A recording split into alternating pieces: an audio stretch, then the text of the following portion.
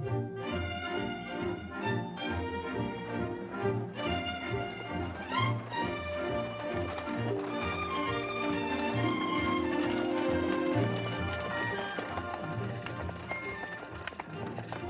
on, Mr. Salazar. Breathe. That's California air. Go east for civilization, Senator. West for air. Something like that.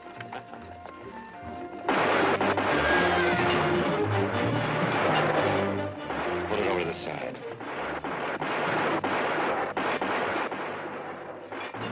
Take it easy, Senator. They work for us. They're here to welcome you.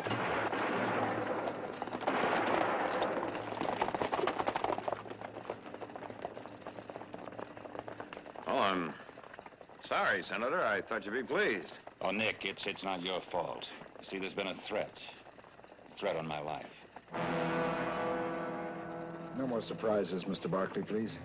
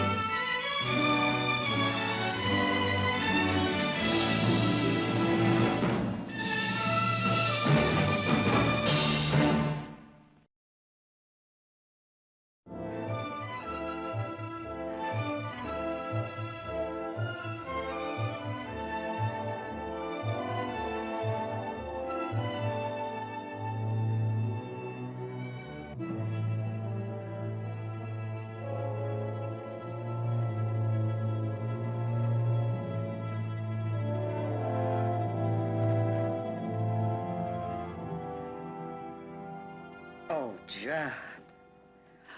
Judd, you shouldn't have. Mother, it's so lovely. She's lovely. Thank you. You know, I was just about to say it's good to be back home. And it's true. I almost feel as though California were my home. Now pour me some of that good California wine. The good California wine we ship back east.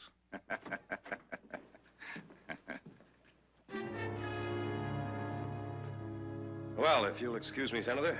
Senator! Senators live in Washington, D.C. Here it's Judd. I won't even accept a Mr. Rosen. Just Judd. Judd.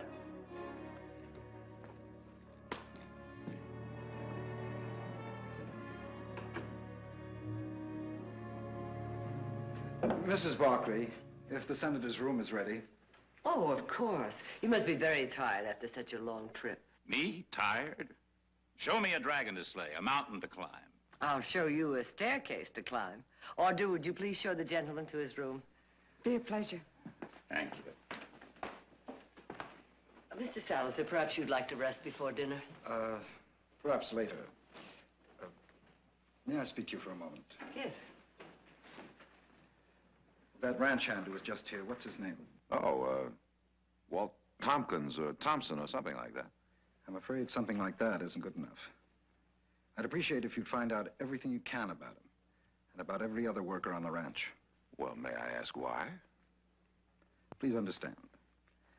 A man like the senator, wherever he goes, whatever he does, the nature of his office, his responsibilities goes with him. They follow him. But that isn't all that follows him. Personal enemies, threats against his life. There is right now a threat against the senator's life. And we have reason to believe this time there'll be an attempted assassination. Oh, that's difficult to believe. Judd is so revered, so loved. And hated and feared, like all men in positions of power. Think of his life. A gunman, a town tamer, a lawman, United States Marshal. Think of the men that he has caused to be arrested, the dozens that have died under his guns. It's not so easy being a living legend, is it? I advised him against this trip. He insisted. You're his best friends. He loves you. I think he feels safe with you. I hope and pray he's right, because his life is in your hands.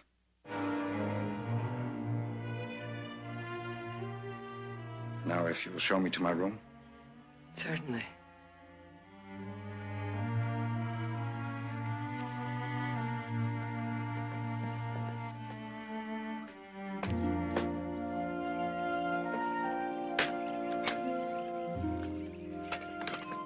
Judd, that's enough.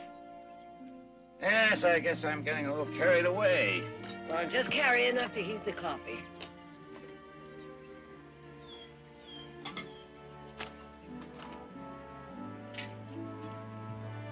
There we are.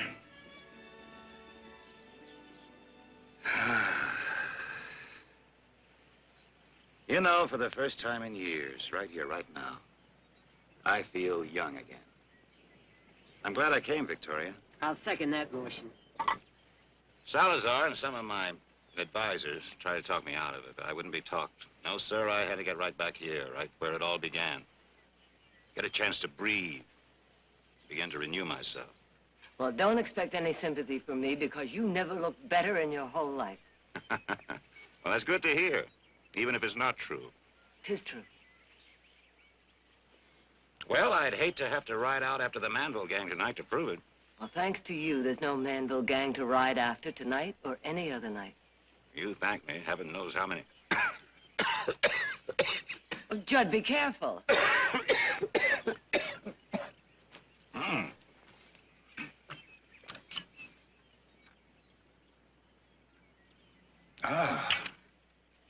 If I had choked, my enemies would award you the Medal of Honor, and that chicken bone would be enshrined in the National Archives.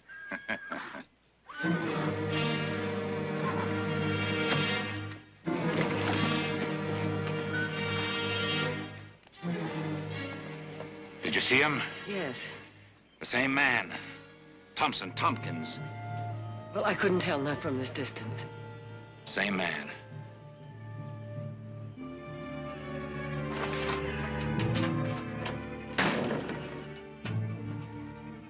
Evening, Walt.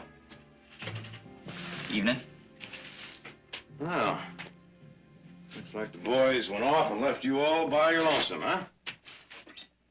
It's Saturday night. You know how that goes. Uh-huh. You're, quite a loner, aren't you, Walt? Well, that's my privilege now. Yet for a man who likes his privacy, you get around quite a bit, don't you? What's that supposed to mean? You got any questions, you fire away. I haven't got anything to hide. You were out on the East Range this afternoon, weren't you? Look, you know where I was. I was out collecting strays on the North Ridge. Well, while you were out on the East Range, did you see the senator or my mother? Look, I told you where... Well, Heath sent me riding back here. I may have cut across the East Range. I don't rightly recall. Walt, I asked you while you were out on the East Range if you saw the senator or my mother. Now, that's a very simple question, isn't it? Well, maybe I did. What does that prove? Nothing? Yes?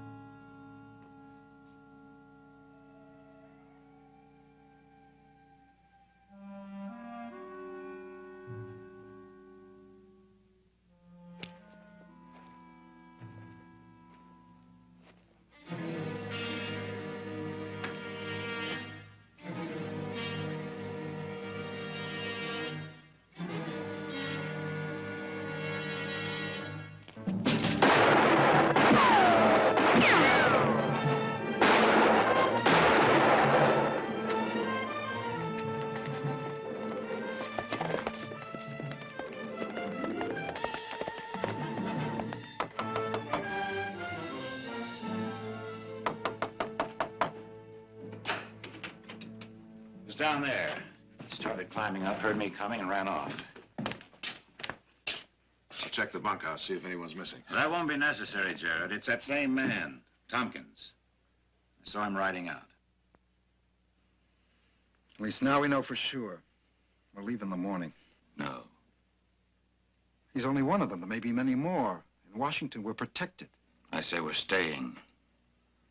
No assassin is going to drive me out. We're staying.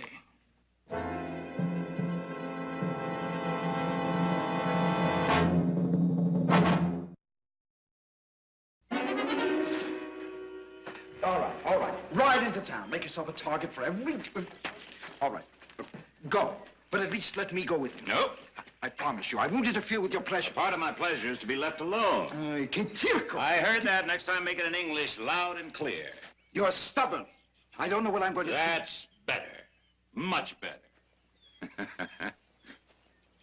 Mr. Barkley, are you going into town? Yeah, need a lift? Thank you. Mr. Senator, it seems like you have a ride into town. Thank you, Salazar. All right, Heath, let's go.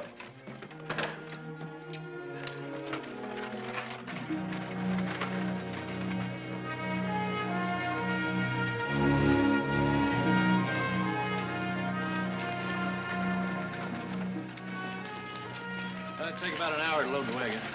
Oh, take as long as you like. Longer.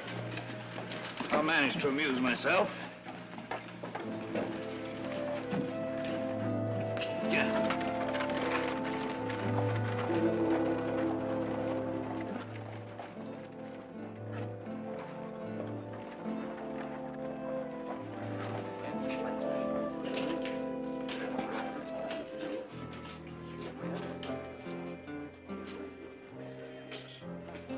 Whiskey.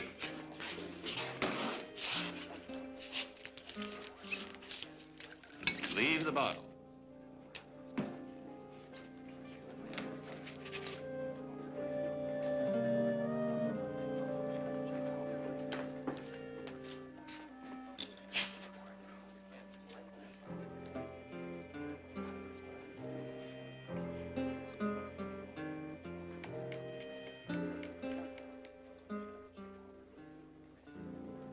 Look, pull up a chair or take a walk.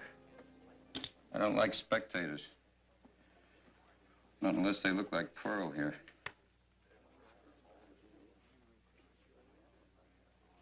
I'll consider that an invitation. That's the senator. Jed Robeson. Name of the game is 5-card stud. The deal's to you, Senator.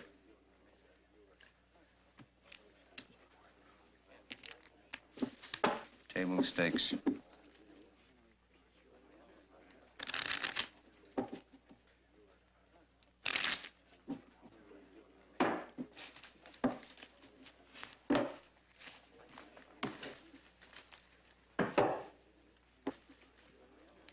Wait till I tell my wife. It sure is an honor, sir. It sure is. You bet.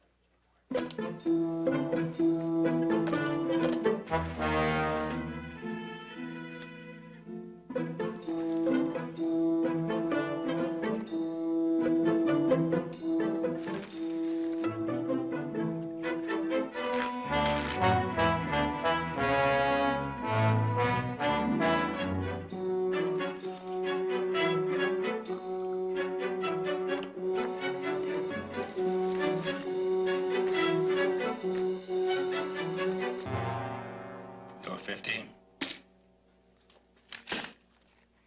And I raise 100. You've been going for that inside straight all day. Looks like you finally filled it, eh, Senator? Shut up and play!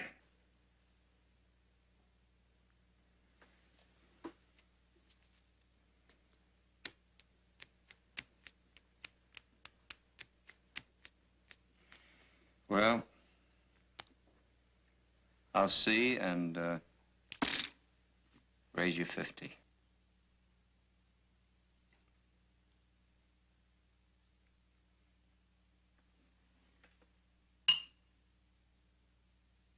Honey, would you get me a refill on this? Yes, Senator.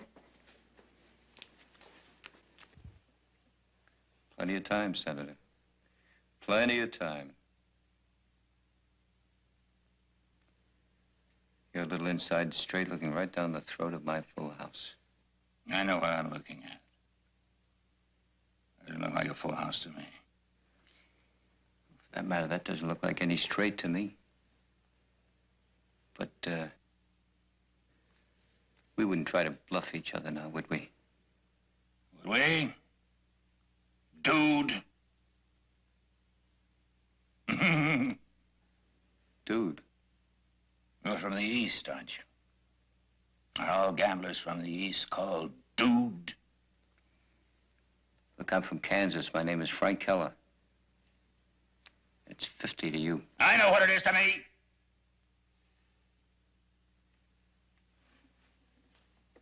I know what you said is your name. I still say it's Dude.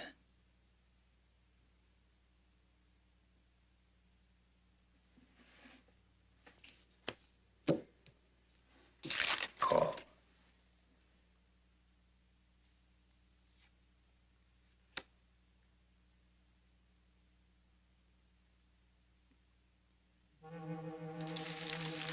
Private bottle of whiskey!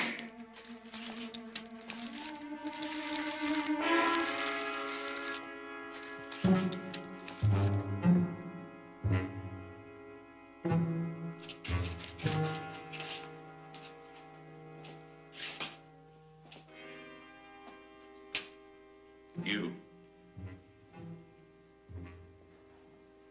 You.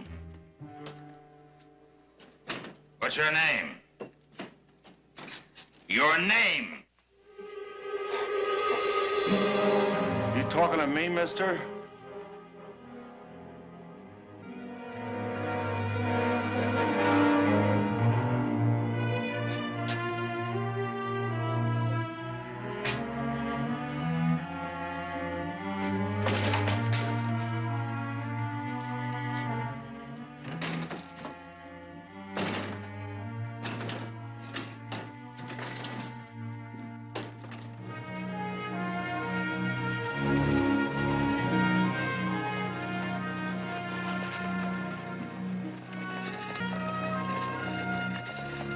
Well, that was quite a display I put on back there. Challenging a blind man. Well, you've been under a lot of pressure, Senator. Oh, I guess so. Acting like a fool who sees ghosts all around him. Blind man. It was said of Judd Roaston that he could ride out, shoot out, fight out, drink any 6 men north or south of the Mason-Dixon line. I'm not ashamed of what I was, what I did, what I had to do. I'm not ashamed. It's time to put guns aside. There's more important things to do now. I'm a senator. A United States senator.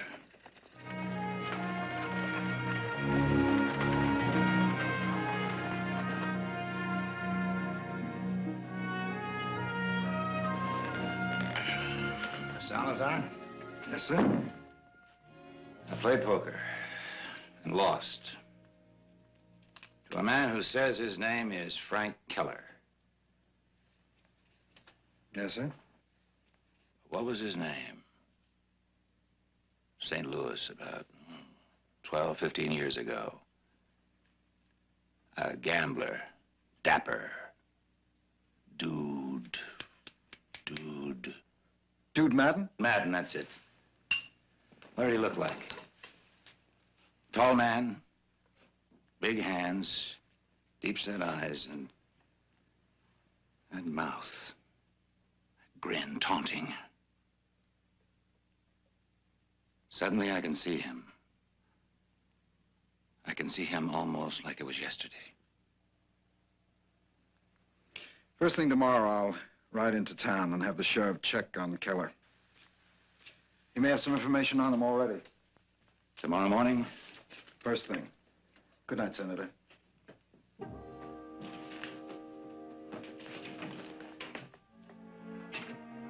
too late.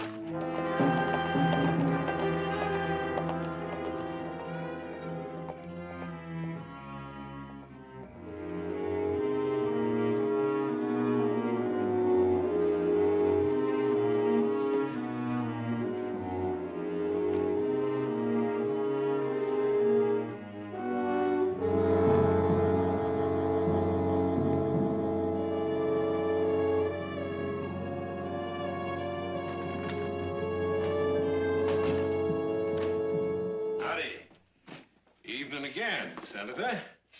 We're about to shut down. Whiskey. Can I buy you a drink, Senator? I'd be proud to. Oh, some other time, thanks. That gentleman I played cards with this afternoon. Keller. Keller, yes, of course, Keller. That's what he calls himself. Plays a pretty good game. At least I think he plays a pretty good game, you know.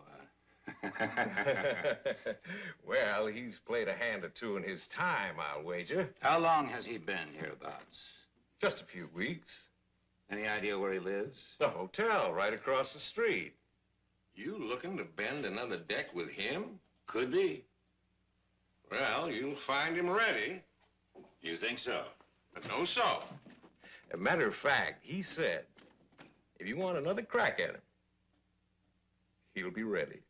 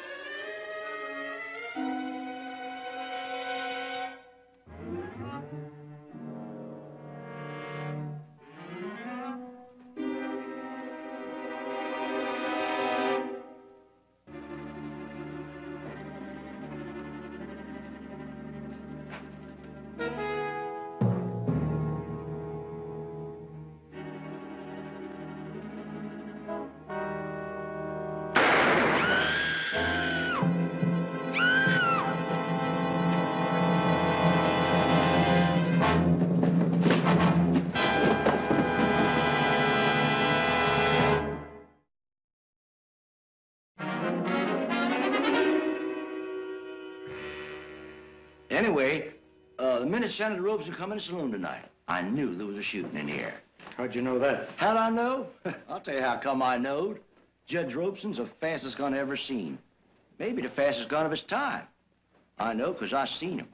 I seen him challenged once in Abilene, Kansas. Judd, he tried to buy out, but this punk kid wouldn't let up. And I seen this look come into Judge's eye. And I said to myself, that kid's done talked himself to death. Now, 15 or 16 years later, tonight, I seen that same look come into Judge's eye. A few minutes later, Frank Keller was dead. Charlie, did you actually see the shooting? You blamed right I seen it. I come to the top of them steps, took a peek down the corridor. I seen Frank Keller come out of that door into the corridor, had his gun in his hand, carried it. He was cocked, ready to fire. And Judge, he had to clear his holster first, take aim and then fire. But he did it, you get it? He did it all before Frank Keller got off a shot. Not one shot. It was the most fantastical thing I ever seen. Oh, he's the best. Best there ever was. And I seen him in action twice. Jared, anything you want to ask him? No, I don't think so, Sheriff. Oh, that'll be all, Charlie. Yeah, thank you. Senator? Miss? Pearl Adams. I work at Marty's saloon, kind of wait tables. I know where you work, miss. Now, what happened tonight as you witnessed it? Well, Frank, I mean, Mr. Keller, he invited me up to his room for a drink. There's nothing wrong in that, is there? Mm-hmm. There's nothing to be nervous about, Miss Adams. I know that. It's just that, well, everything happened so fast. I mean, well, there was a knock on the door, and then Frank went out into the hall. Mr. Hodges said Keller came out of the room gun drawn. Gun drawn? Yes, you said earlier that from the way Frank left the room, you just knew that there was going to be trouble.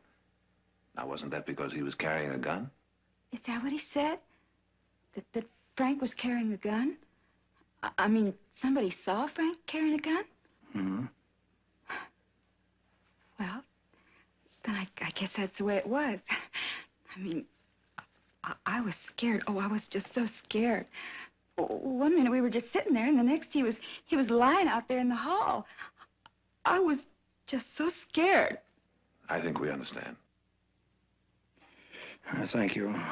You can go now, Miss Adams.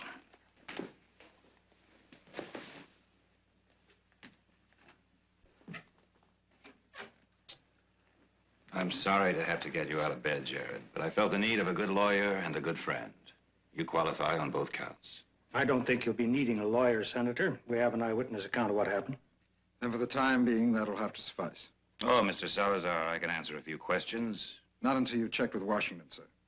These matters concern not only you personally, but perhaps the national security. All right, gentlemen, I say this, and it'll have to do for now. Unless Washington absolutely forbids it, there will be a public inquest. Oh, I'm sure that won't be necessary, Senator. I insist on it. After all, my office does not give me the prerogative to go out and shoot people and sweep the facts and the body under a carpet as if neither were of any import. A human being is dead. The American people are entitled to know why. Well, I don't think the sheriff had any intention of sweeping anything under the carpet, Judd. Very well, we're in complete agreement. Right now, and this will be strictly between us gentlemen, I can say with reasonable certainty that Mr. Keller, not his right name, incidentally, was acting for certain people who are opposed to legislation I have recently introduced. You're saying, then, that he was a paid assassin? That's what I'm saying. And in a day or two, I'll be able to prove it.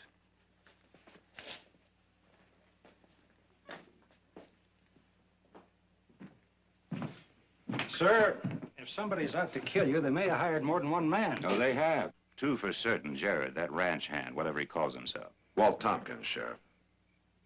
I'll have one of my deputies right back with you, Senator. Well, thank you, Sheriff. I don't think that'll be necessary. One assassination attempt an evening is all we can expect. I don't believe there'll be any more trouble. Oh, good night. And it's been a pleasure meeting you, sir. Well, under the circumstances, I wish I could say the same thing. You're a good man. The country needs more like you. Well, thank you, sir. Sheriff, I asked you to check out all people with criminal records. Oh, I have some of that information over in my office, Mr. Salazar, if you'd care to look at it. Thank you very much. I'll see you back at the house, Senator.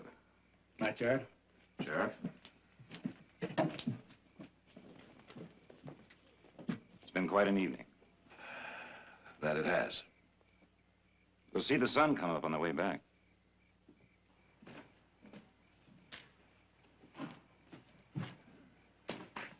The whole thing seems so incredible, doesn't it, Judd? I know it sounds incredible, but in big business, politics, millions of dollars at stake, human lives at stake, wars hanging in the balance, to hire a man to kill a senator is child's play. Judd, if you suspected that Keller was an assassin, wouldn't it have been wiser to warn the sheriff to keep an eye on him? I guess I'm used to doing things myself. Jared, I thought if I could talk to him, sound him out, I might be able to. Well, you know what happened. He came out of his room with his gun drawn and...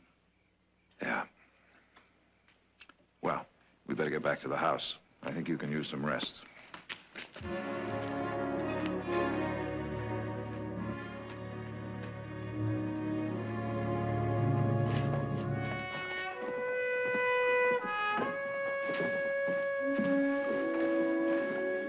Miss.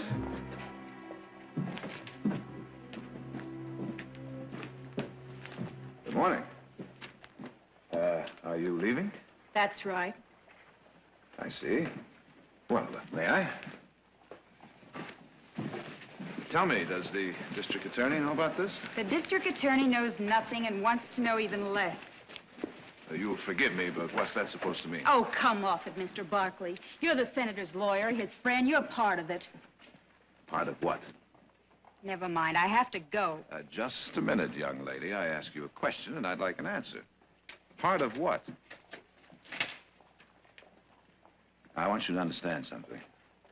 I may be the senator's defense attorney, but both the senator and I want nothing but the truth to come out in that court. So if you know anything at all, to either deny or corroborate that defense, I'd like to... Which was that Frank had a gun, that he was waiting up there in the dark to ambush the senator, that some people paid him to do the job? What a joke, Mr. Barkley. What a stupid joke. Ask anybody who knows Frank Keller. He never carried a gun, never. Can you prove that? I spent enough time with him that I can prove more than that. Besides, I was there when it happened. Remember, Mr. Barkley? Go on. I was in the room. I didn't see a thing. You realize I can have the district attorney subpoena you, force you to come back here and testify. Testify to what, Mr. Barkley? That I could see through a closed door into the hall? Testify to what? No matter what I say, it wouldn't matter. People already made up their mind. By the time you and the district attorney finished questioning me, well, about my line of work, whether I ever spent any time in jail, do you think there'd be anybody taking my word? Come on, Mr. Barkley. I'd probably wind up in jail for perjury. I'm sorry, Mr. Barkley.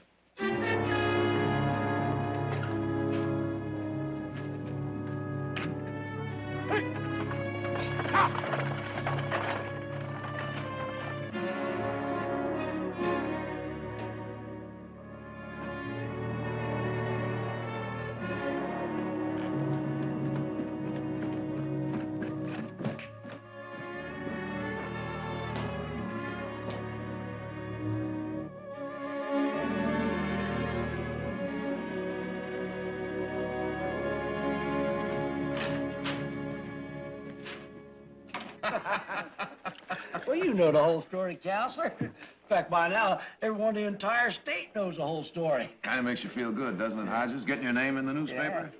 Just like being a celebrity. Yeah. Yeah. Well, not that I care. I never looked to be in the public eye. Oh, no. But you know what interests me? What you told the sheriff. You said that you could just see there was going to be a killing by the look in Judd's eye. That's right. Most men I know would have run away from trouble like that. Not right into the teeth of it. A man shoots as straight as Judd ropes and not much danger of hitting poor little old me. And besides which, you made darn sure you weren't in a line of fire, right? All right. Keller's room's around the bend in the corner. Man can hardly get hit standing near the stairway. I'm no hero, that's for sure. Can't get hit. Can't see around that bend either. What are you driving at? Just this, Hodges. You never saw Keller coming out of his room, and you never saw him holding a gun either. Do you know why? Because he didn't have one, did he? Did he, Hodges?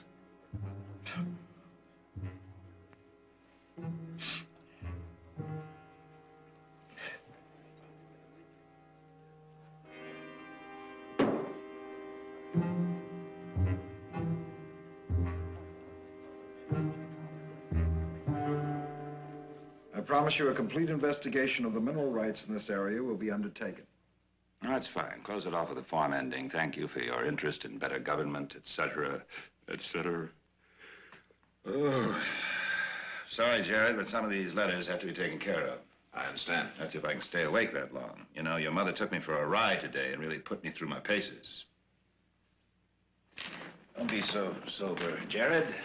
Keller's girl is, by your own admission, a lady of slightly ill repute. That's true. But what about our eyewitness, Hodges? Hodges, I never put much faith in his testimony from the first. He's a publicity seeker. I know the type well. He couldn't possibly have seen Keller's gun. But I saw it. All right, Judd. Let's put aside what Hodges said, what the girl said. How am I to prove that there was a gun? Oh, Jared. Before the sheriff got there, how many people? Guests of the hotel, townspeople, could have picked up that gun. A souvenir. Something to leave their grandchildren. That's possible. Let's say for the moment even probable. It still doesn't change the fact that the girl said Keller never carried... While we're at it, let's get one thing straight. His name was not Keller. I'm afraid it was, Judd. He was checked out thoroughly. He was born Frank Donald Keller, and he died Frank Keller. He was an orphan. And there's no indication that either he or any member of his adopted family ever ran afoul of you in any way. I was sure, absolutely certain. Somewhere along the line, that man had a personal grudge against me. His eyes, the way he moved, reminded me of Duke Madden. Right, Salazar? That's right. Bet your life that's right. Now listen to me, Jared Barkley, and listen good. I don't care what you found out with your checking. It wasn't I who did the checking, Judd. It was the district attorney. Well, you tell the district attorney to check his facts again, because I'll bet my intuition against his facts any day in the week and twice on Sunday. And with Salazar on top of the package, well, that man can remember whether somebody I arrested in Whitewater, Texas in 1855 had a wart on his nose. And if he had one, whether it was on the tip or on the side. Neither. It happened to be in the middle of his forehead. I think I'll turn in. Jared, can I see you a minute? Excuse me, Judd. You better get some sleep yourself, Jared. Because tonight it sounded like my lawyer is trying to get me hung.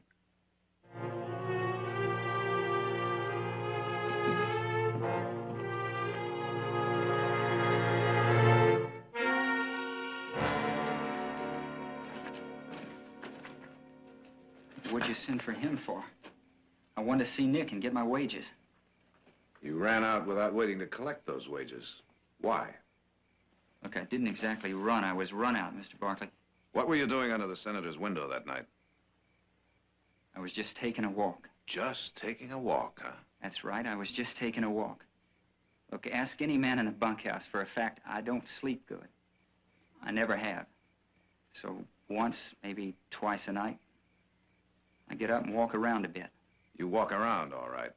Not 5 minutes after the senator arrived, you walked right into the house to gawk at him. Look, I was sent to get Nick. And as for gawking at him, he's a famous man, a senator, a gunfighter, and you don't see men like him every day. Maybe. But if it's all so innocent, that still doesn't explain why you ran. Jared in Walt's shoes, taking a walk at night. Somebody takes a shot at you. Maybe we'd have run, too. Jared, in town yesterday, I saw Judd come within 1 second of shooting down a blind man.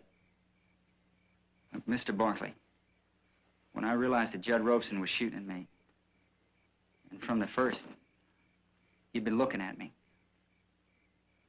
Look, I don't know how to explain it. It was like he was sizing me up for the kill.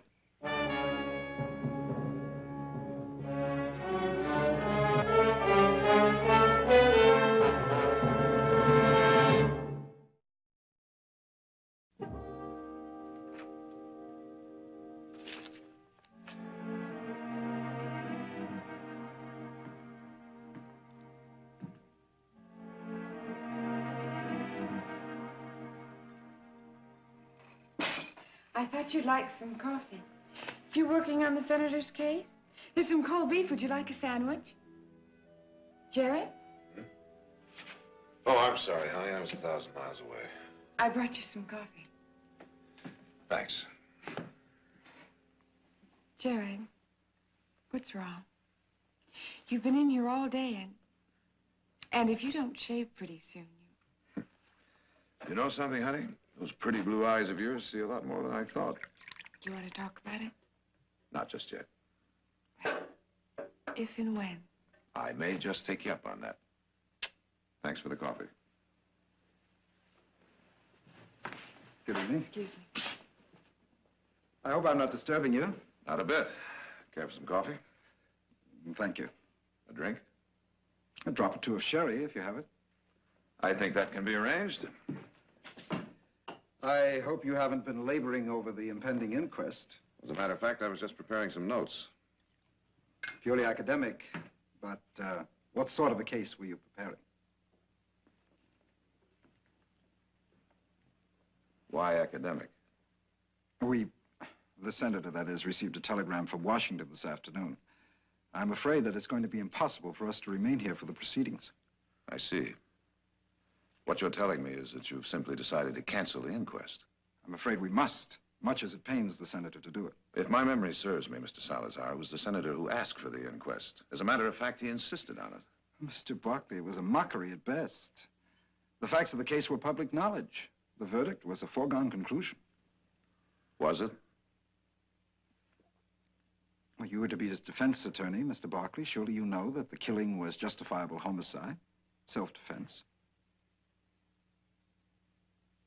It's excellent sherry, Mr. Barkley. Excellent. Thank you. Good night.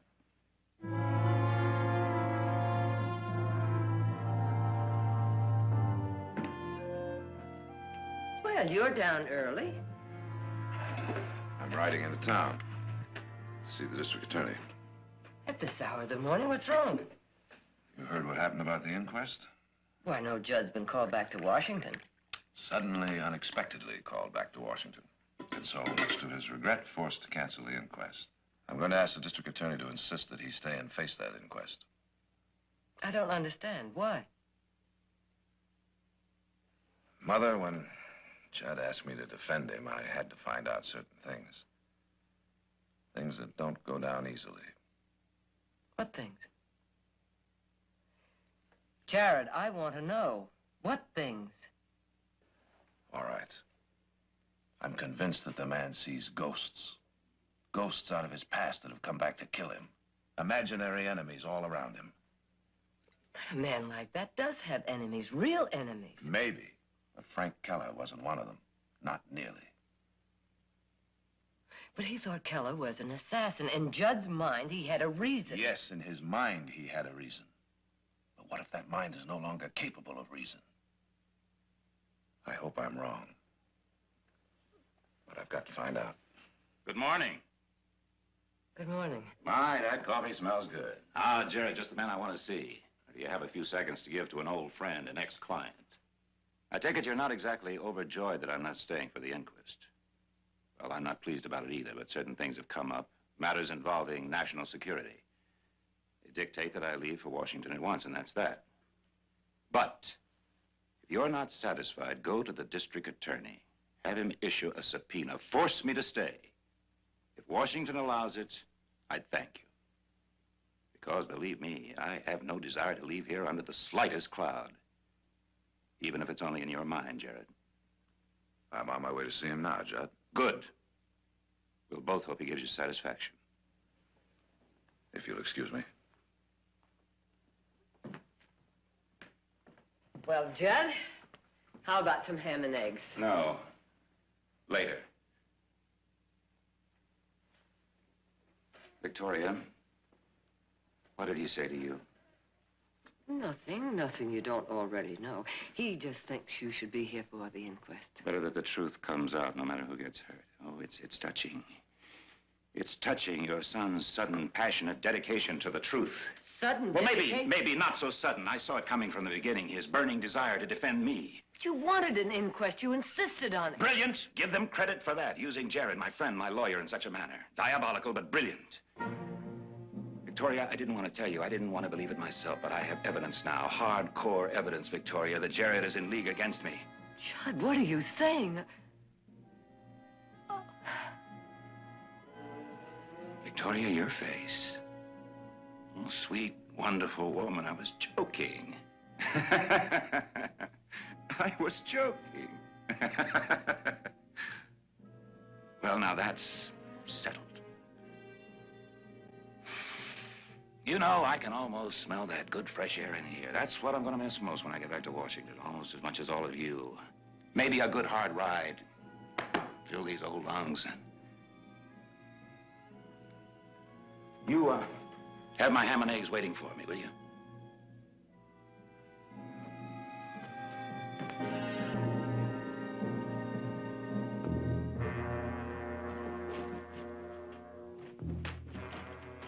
Oh, Mr. Senator. Mr. Senator. You can finish packing. I'm going out for some air. Oh, but Some fresh air, Mr. Salazar. if you don't mind. Of course not, Mr. Senator.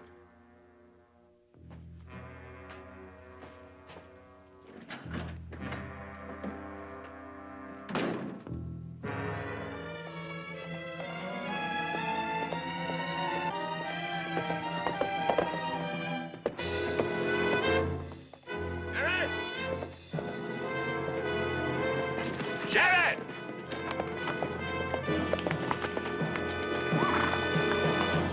What is it, Judd?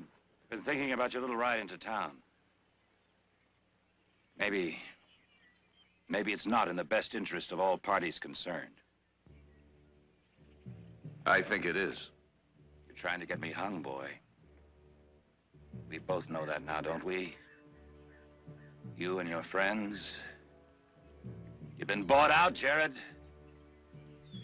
You're in the pay of the devil. You and your big business interests, your vested interests. You destroy me rather than see my bill passed into law. I don't want to hurt you, Jared, but you're misguided and so dangerous. To yourself, to me, to this great country. We're old friends, Judd. You and your fellow assassins. You're in the pay of the devil. No words, no apologies can recall a Judas. Jared, it's too late. I'm not armed, Judd. It won't be as easy with me as it was with Keller.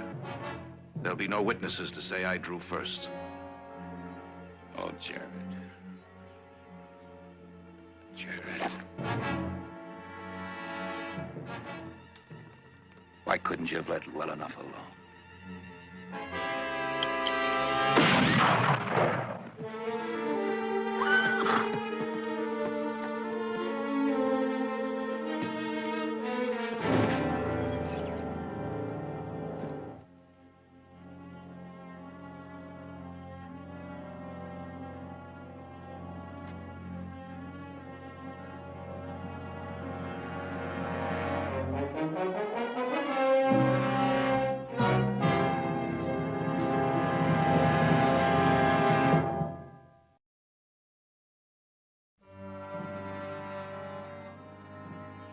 I swear to you, I never believed it would come to this. I hoped and prayed his visions, the hallucinations would pass.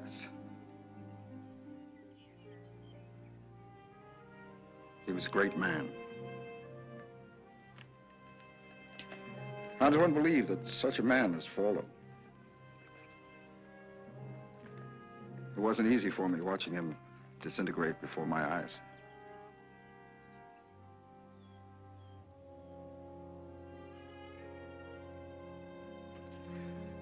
What are you going to say to them?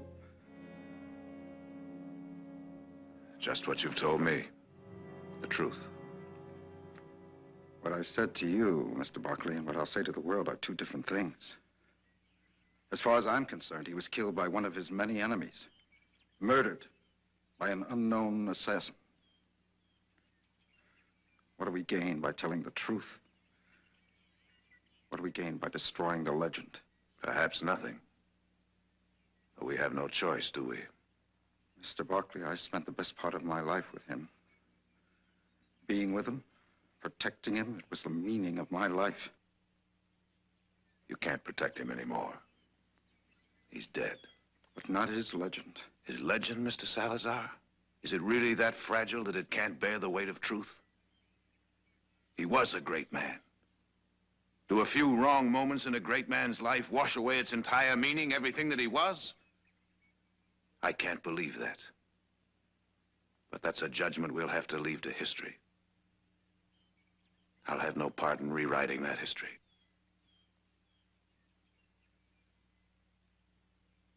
You've already paid far too high a price to hide the truth.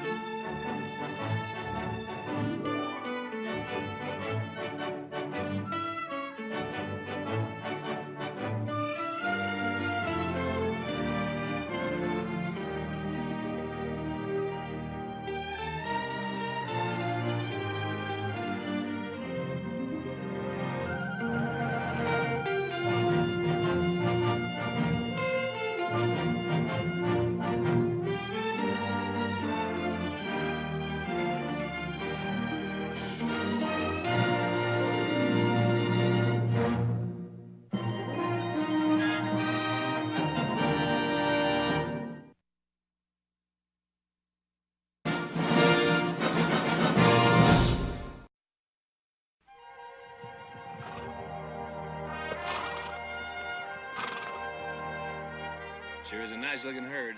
Wouldn't mind roping them right now. No, we're gonna stay right here and wait. Well, he could have gotten wind of us by now. Oh, he'll be here. He wouldn't desert his mares. I sure hope he gets here before dark. Oh, there he is right now, standing up there on that crest. That's Big Ripper. Willie, give the men the signal.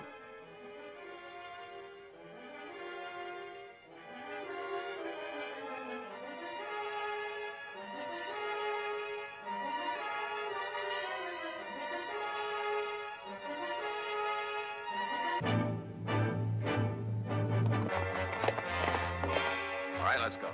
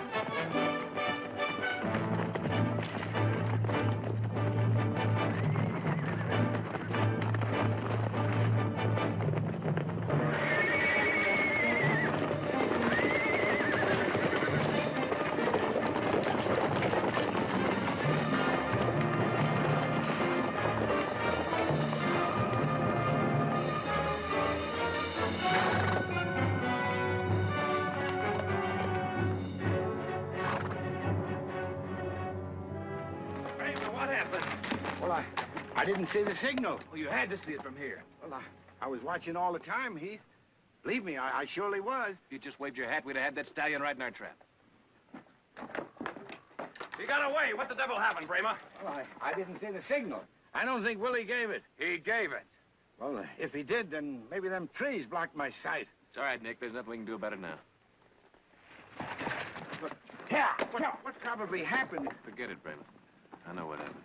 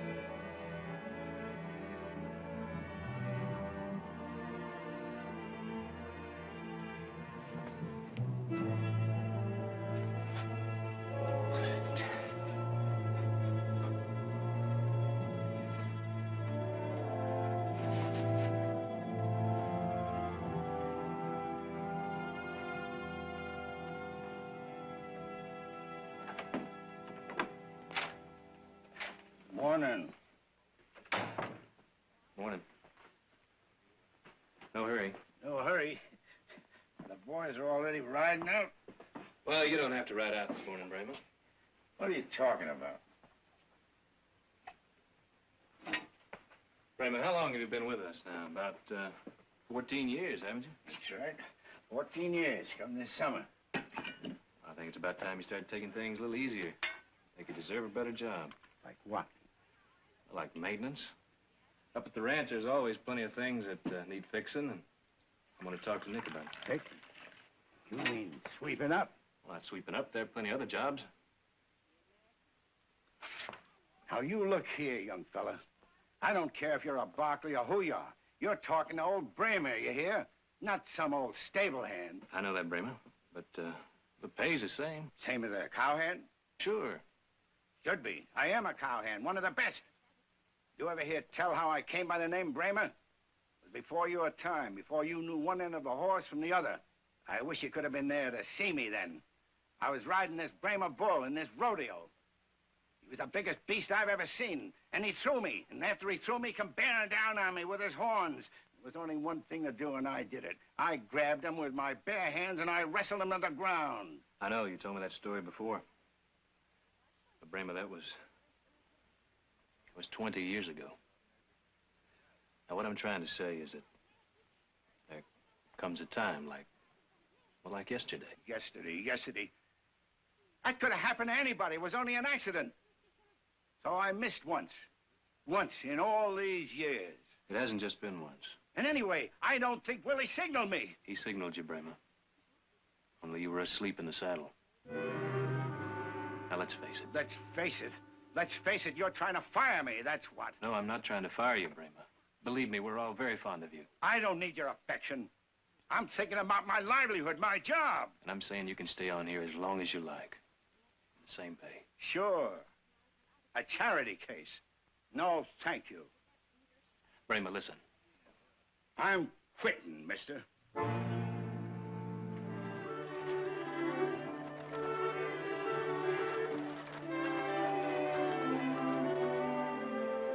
Andrea, here. Put your hand up here. No, not that way. Oh, my goodness, will you please hold still? I've got to see how this looks. Oh, Mama, when are you going to be done? I got to go play horseshoes.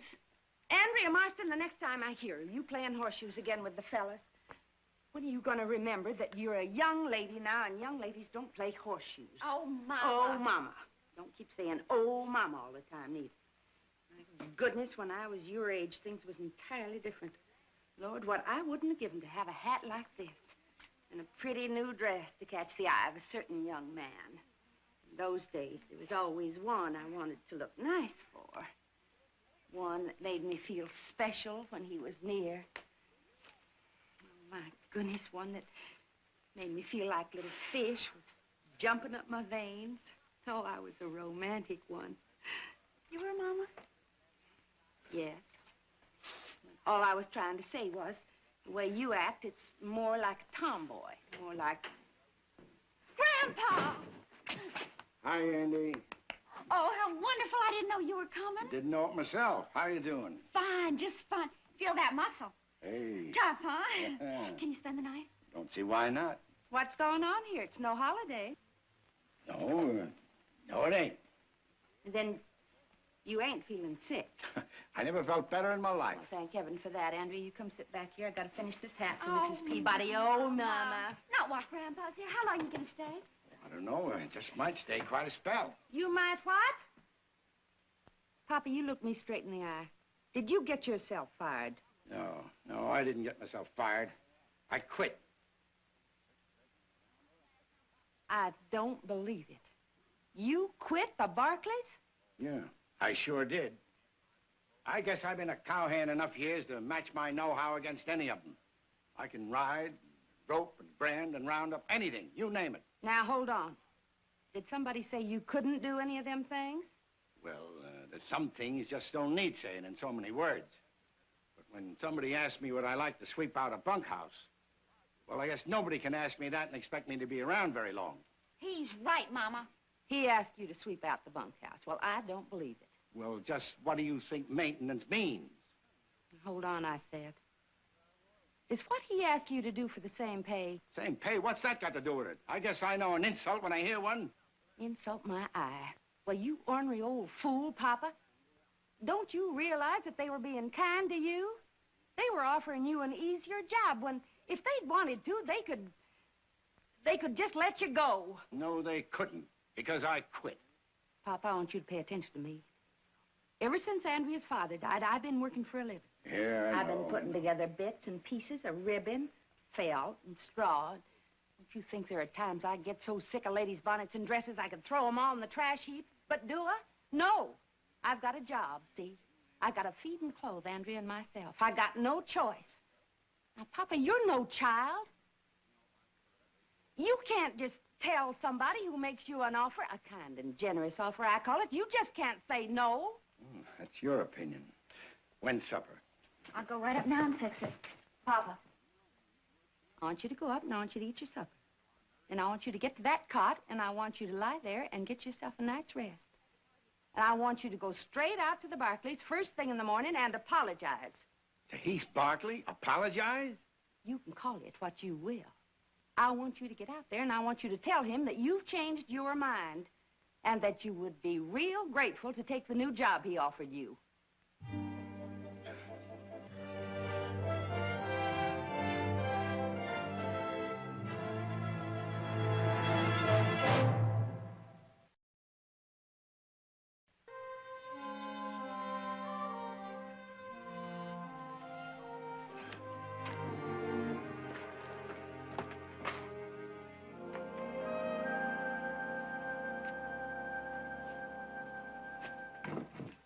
You haven't said a word in 10 minutes. That must be a record for you.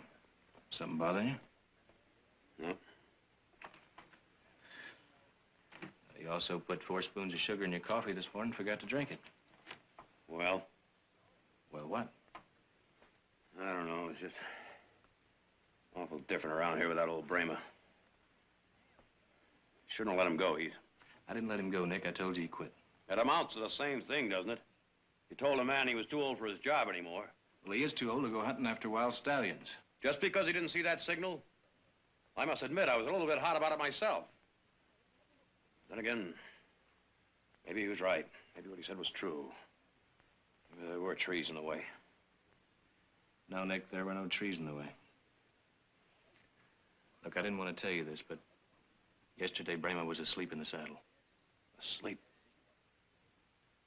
Now, Heath, you're not thinking. I don't think, Nick, I know. Now, we've been after that horse for days, and his bones just couldn't take it anymore. And what's more important, he could have been trampled to death. Well, guess I can't argue much about that now, can I? Then again, I don't have to like it either. You know, we just don't let a man go. A man that's given us his 2 good hands and sweat and loyalty over the years. We just don't let him go, Heath. Well, look, Nick, I was going to talk to you about getting him something else to do. But he quit. What else could I do? I don't know. Nothing, I guess. Well, if we're gonna get that stallion, we better get to it. You go ahead. I'll meet you up on the Blue Mountain Trail. All right. Come on, Corporal. Yeah.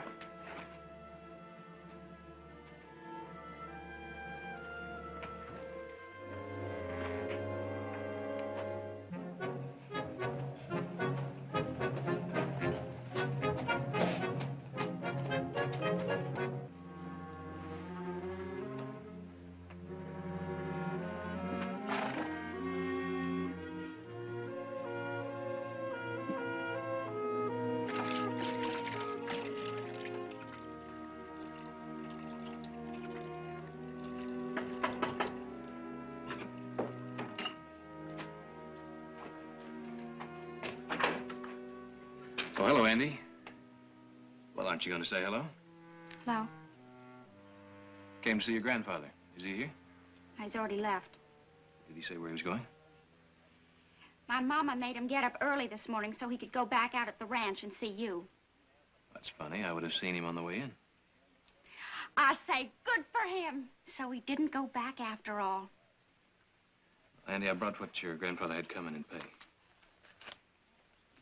You can put it over there.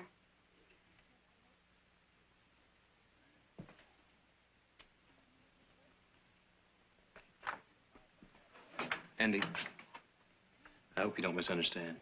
We really like your grandfather. Oh, sure you do. Trying to cut him down? Trying to make out he isn't good enough anymore? My grandfather's about the best cowboy in these parts. Why, he can ride better than anybody I know. I bet he can ride better than you any old day. So I'm telling you, you got a fat nerve telling him to go sweep up your barn. I hope he never sets his foot on your dumb old ranch again.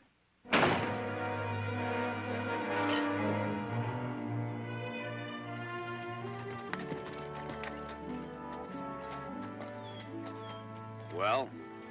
Well, what? You went to see Brema. He wasn't there.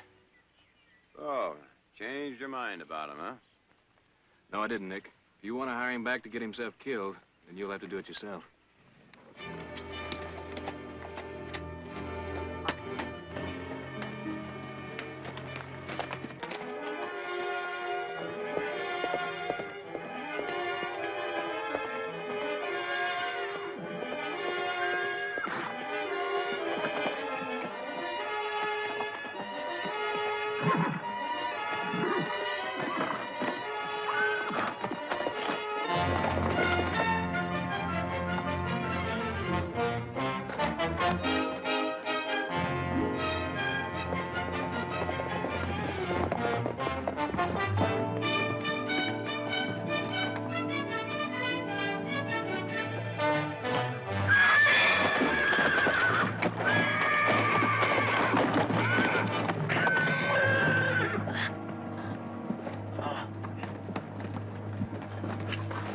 Nick, you all right? My arm, I think it's broken. Ah! I'm stupid. I got off at Coco. I thought maybe I could get him from the ground. I wanted to 4-foot him. I almost had him. Almost had him. I almost had you. Oh.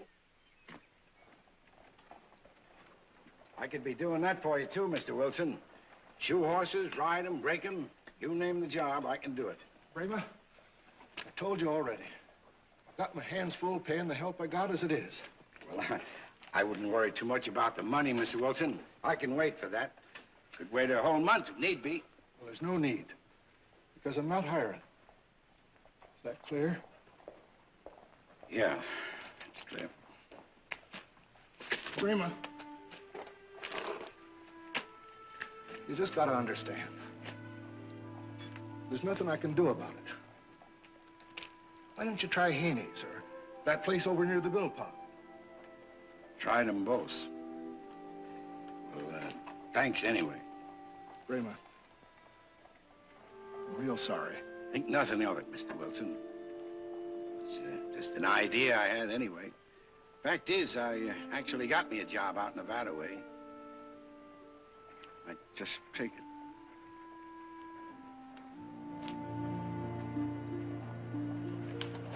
You better do that.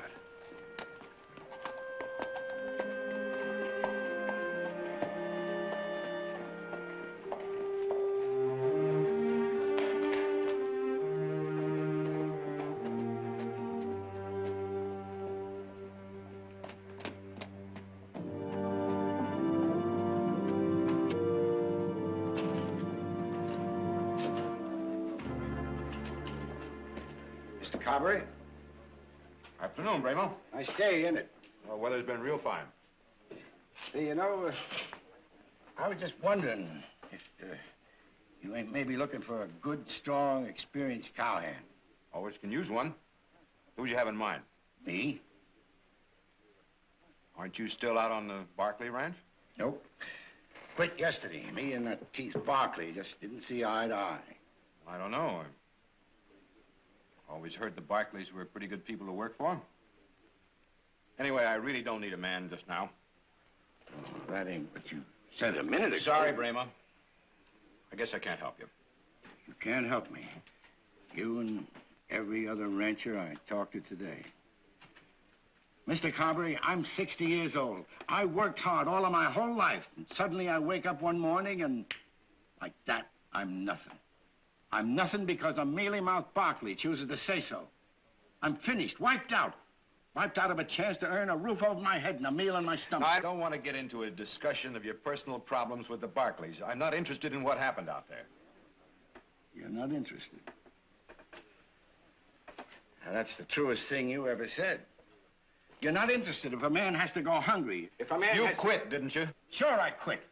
You think I want to be treated like some feeble charity case? I don't need the Barclays charity, and I don't need yours. All I'm asking is a chance to earn a decent, honest living. You'll excuse me? No, I won't excuse you. No, I'm beyond excusing. I'm at the end of my rope. Can't you see that? Bramer, Get hold of yourself. Come on, man. People are looking at you.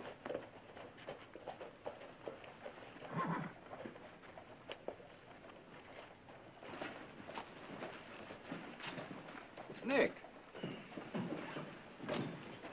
Nick, what have you been up to? Looks like you're tangled with a grizzly bear. Worse than that, old Ripper. That wild stallion? Well, they say he's a killer. No, never heard of him taking sugar out of anyone's hand. I don't think he's gonna start now. Hey, Bremen. Yeah.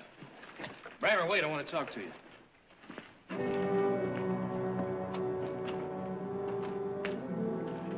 Give me a bottle.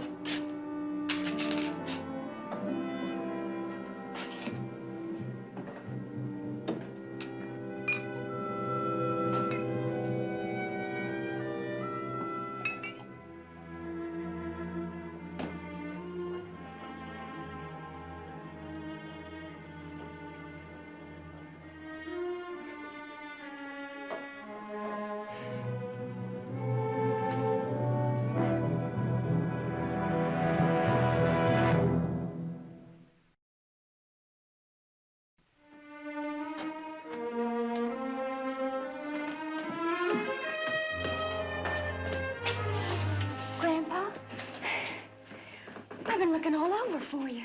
Andy, what are you doing here? This ain't no place for you. What's wrong that I've been here before? Well, come on over here and sit down. Bring her a sarsaparilla.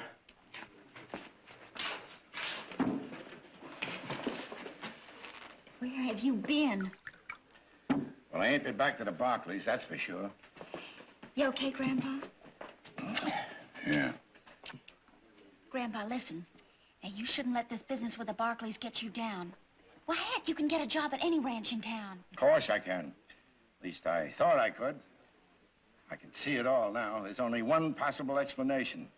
It's them Barclays. They're the ones to blame. Would you believe it, Andy? I went to every ranch within 10 miles of here. And nothing. And you know why? Because them Barclays spread the word not to hire me, that's why. Boy, if that ain't the meanest thing I ever heard. People just oughtn't to listen to them Barclays. Yeah. Well, they won't. Not when I get finished, they won't. I'm gonna show them I'm as good as any of them. I'm gonna show them. Sure you will. Thing is, how? Oh. Well, you'll think of something. Yeah, well, I've been studying on it. There's a way, all right. There's a surefire way. Them wild horses. The wild horses? Well, sure. Ain't everybody in town been crazy to catch 'em? The stallion. Big Ripper, that's the one they want. Of course. And has anybody caught him yet? That Nick Barkley. Ha! You should have seen him the way I just saw him a while ago outside. If that don't prove they don't know the first thing about going after a wild stallion, I don't know what does. You know something? If they had any sense, they would have asked you. Why, remember the time you wrestled down that Brahma bull barehanded? Did you ever tell them that story? Yeah, I told them. They said that was 20 years ago. That's all they cared. 20 years.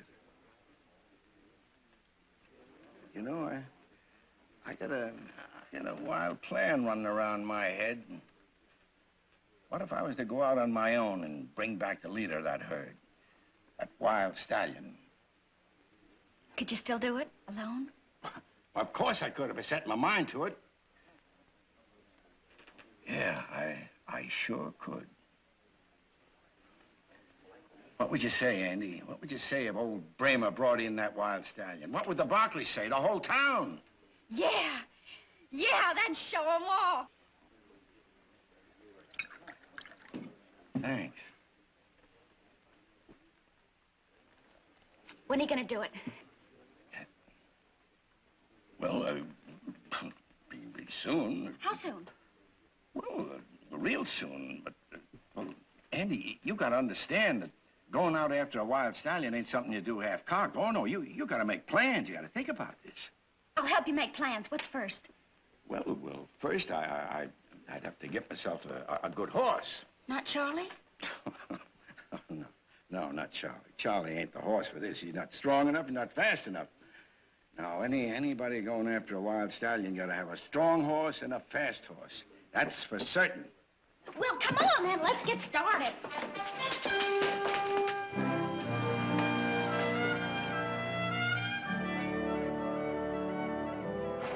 Yes, sir. There's a fine lot of horses here. Now, you just take your pick, and I'll make you a good price. How much for that bay over there? Now, I gotta say this for your grandfather. He's got a fine eye for horseflesh. Well, he should. He's only the best cowboy in this county. How much? Bramer, since you're a knowledgeable fella, I'm gonna show you one real bargain.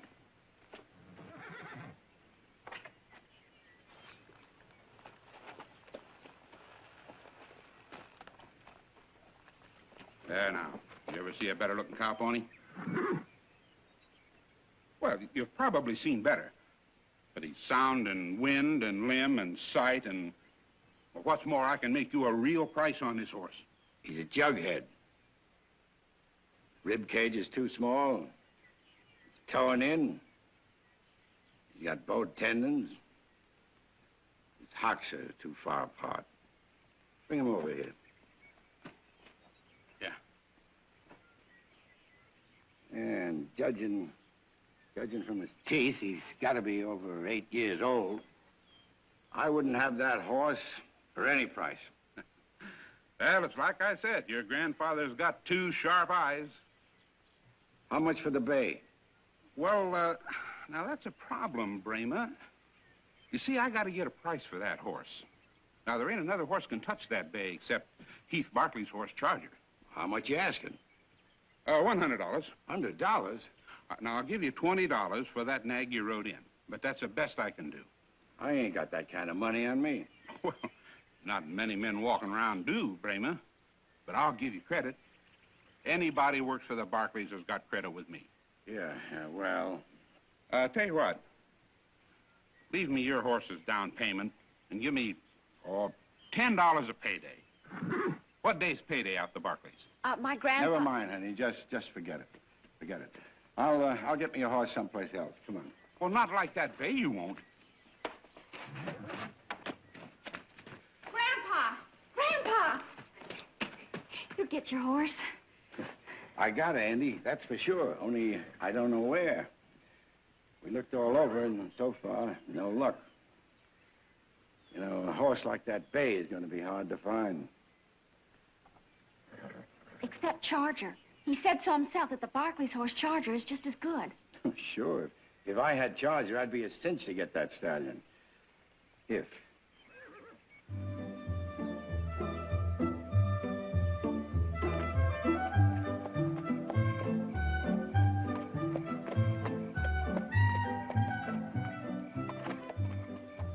Thanks, Jay.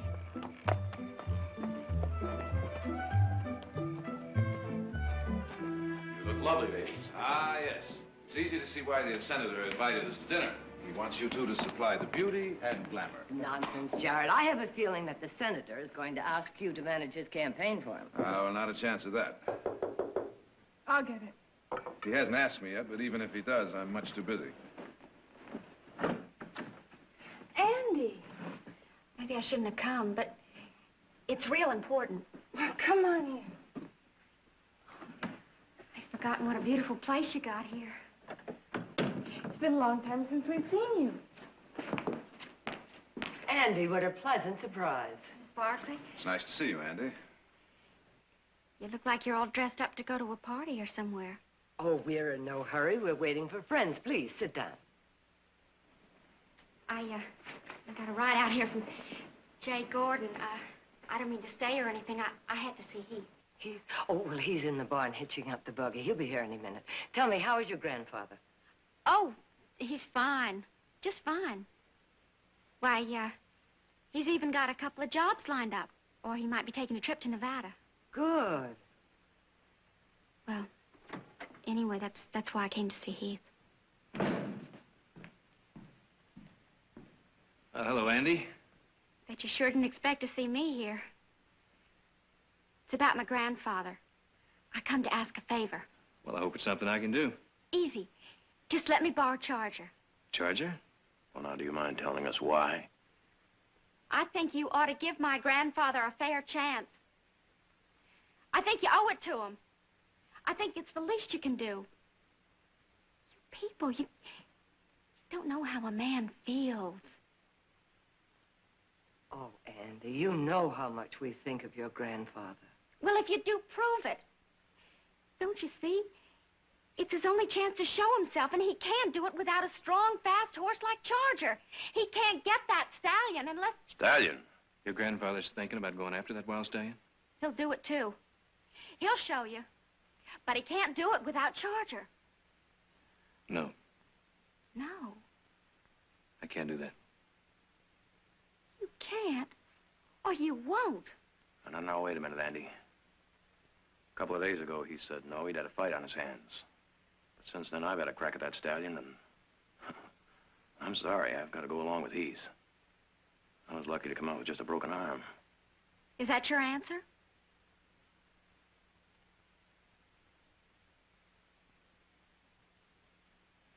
All of you?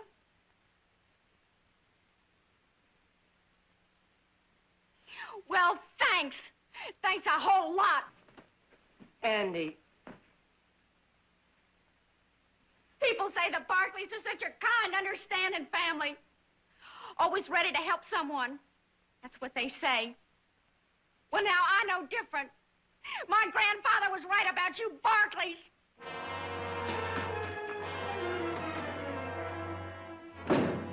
Excuse me.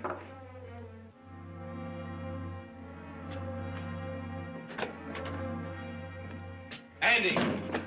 Andy, wait!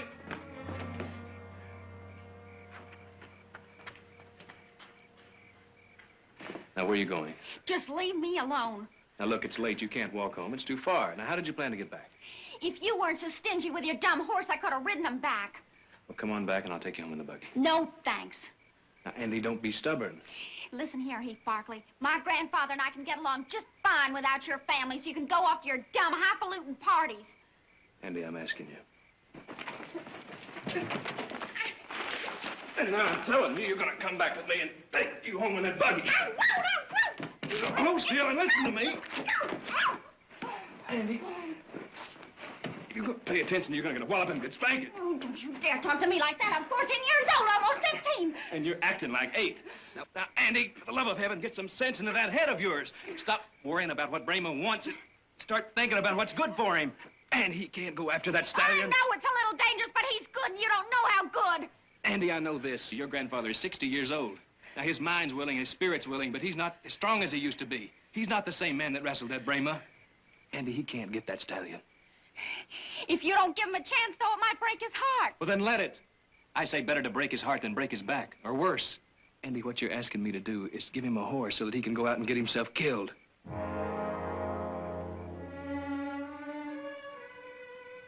I know it's hard for you to understand. But, Andy, sometimes we have to hurt the ones we love in order to help them. Never thought of it like that. Come on back. Let me take you home.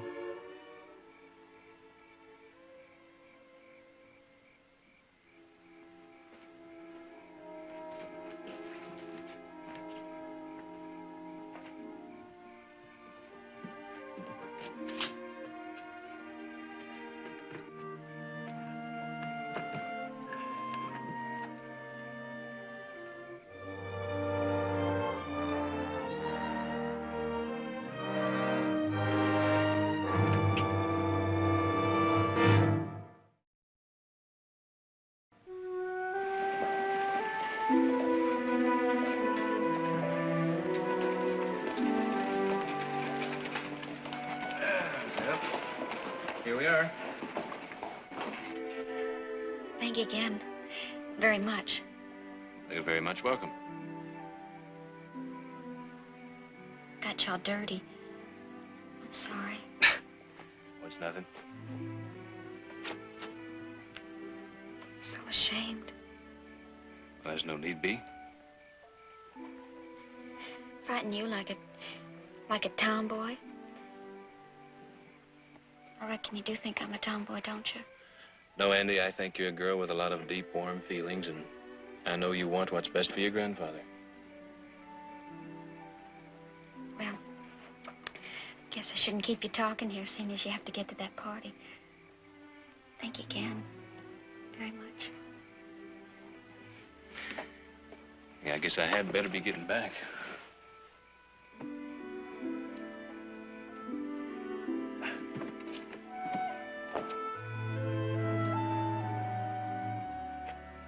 Come on, Andy. Heath, you could call me Andrea if you like. All right, Andrea.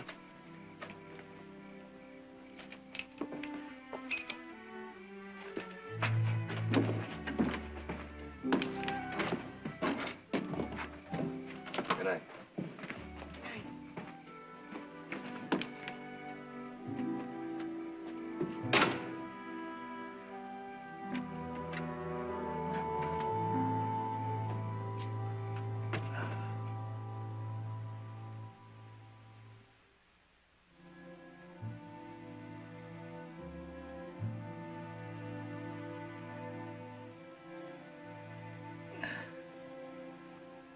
Yeah. Wasn't sleeping, just thinking. Oh, I've been thinking too, Grandpa, Oh? about that stallion. What about it? Well, I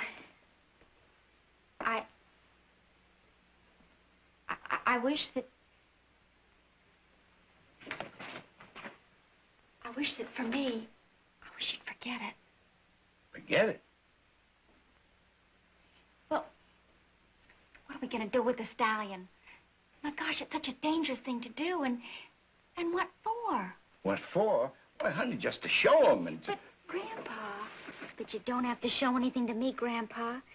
I love you always, even if you never catch any stallions. And you really wouldn't care if I didn't go after that there stallion? I wouldn't want you to. And even the Barclays said... Don't mention their name to me, honey. Oh, Grandpa, you're so wrong about them. They really do care for you. Oh, sure. They're real nice people, Grandpa. Especially Heath. My gosh, did you ever notice how handsome he is? The way he kind of makes you feel like you were someone special or something.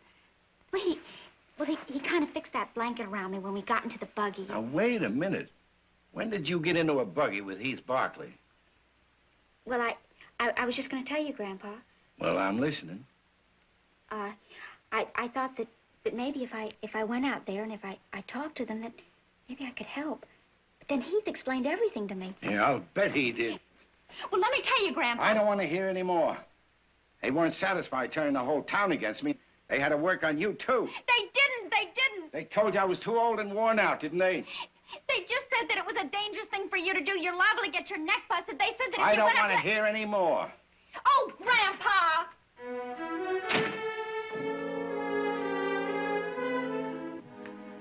That was some party, wasn't it? Sure was. You know something, Heath? I'm beginning to think that the senator might have a real chance in this election. Well, he has. Now that he's hog-tied you into handling his campaign. I think Mother was right. She hit the nail on the head. Well, I'll tell you something. If I were as good at predicting what people are going to do as she is, I might just give up law and go into politics. Well, you're already in. You're going to be in a lot deeper when you start on that tour with him, too. Yeah, I guess you're right.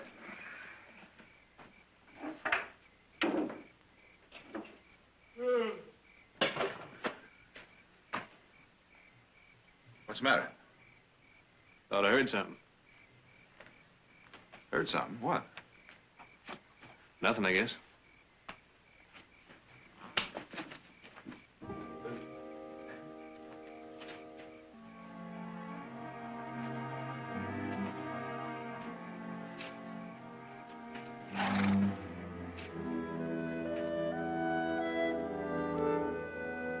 You look different this morning. Do I, Mama? You got a dress on. Well, I think I'm getting too old to be a tomboy.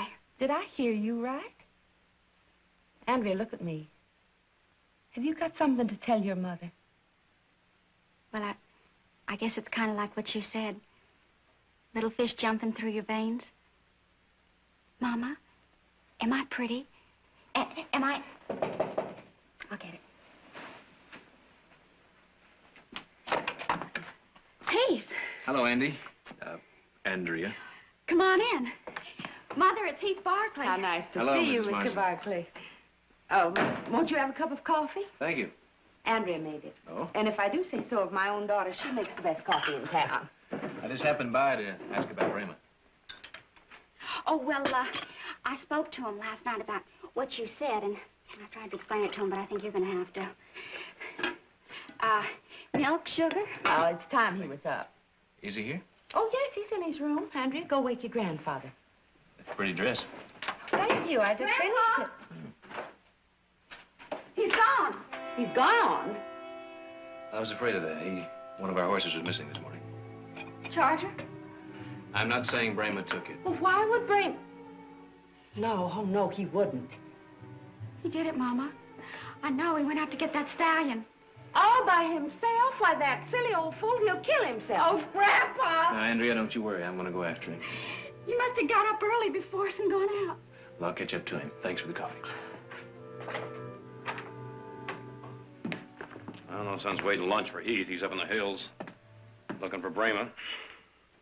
And it's true, he did take charge of. I'm afraid so, the stubborn old critter. Oh, Nick, he may be old and he may be stubborn, but there's no excuse for us. Well, now, what is that supposed to I mean? think we made a big mistake Well, about now, Brahma. wait a minute. I thought so, too, at first. When a man gets that old, he doesn't have the strength he used to have. We did what he could. We didn't try to embarrass him by giving him charity. We gave him a good, decent, honest job. Now, what's wrong with that? No, nothing wrong, Nick. We just took an old man's pride away from him. What? Well, he thinks he's a little better than just a handyman. 50 years of experience now, that must be worth something. Of course it's worth something. Yes, but what did we do to take advantage of it? Now, you know, just because a man is old and weary, that's no excuse to put him out to pasture. He's still a man. And the years he's lived, no matter at what, must mean he has something to offer. And a man, Nick, a man has to know he has something to offer. Otherwise, he just stops caring about living anymore.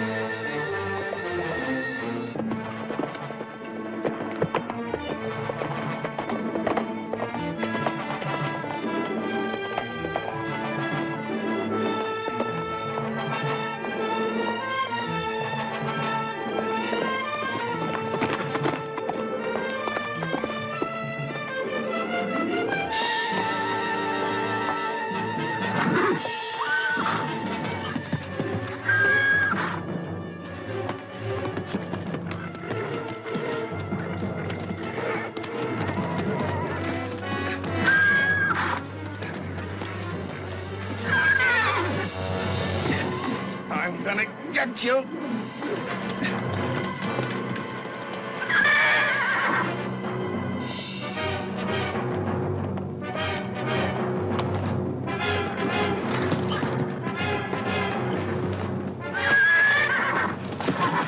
Please, God, help me.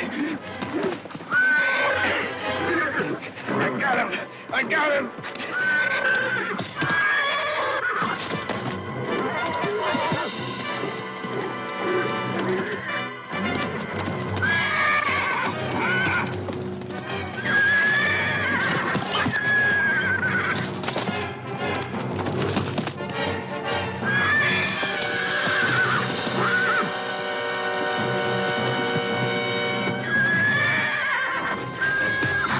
Bramer! Stay away! Stay away, do you hear? He's mine! He'll kill you! Stay away, I'm warning you! Bramer, let him go! Don't try it again!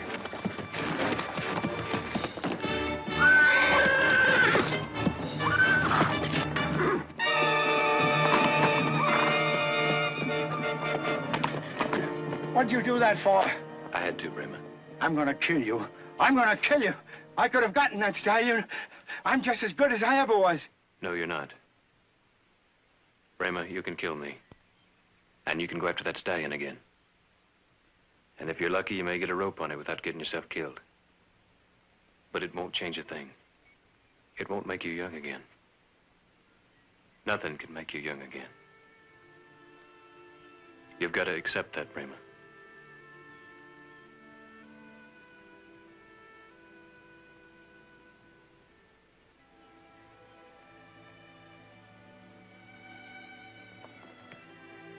I'm sorry.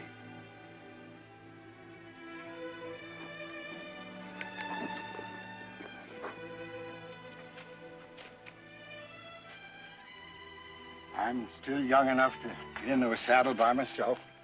And I ain't too old and worn out to find my way home.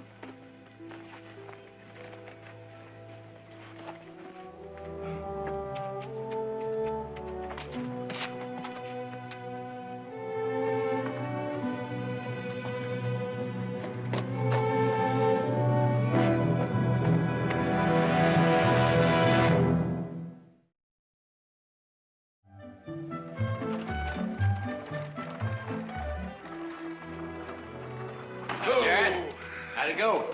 Fine, Heath, just fine. Only I hope I never hear another brass band. How's everything around here? Couldn't be better. What's this, new stock? Yeah. Come on, take a look. Little fellers, ain't they? Yeah, they sure are. Belgian, aren't they? Yeah, straight from St. Joe. Our new livestock buyer picked them up. Wait to see the Percherons he got for us. Got them working up in the North Field. They must weigh over, a ton apiece. A ton. All right, wait till you see. Well, now, I'd like to just as soon as I can. You didn't tell me you were going to hire a new livestock buyer. Who is he? Only the best horseman in the whole state. Missed you. Missed you, too. Well, it seems I have a little catching up to do around here. When do I meet this new man? Right now. Come on. We can put him away. Watch your toes.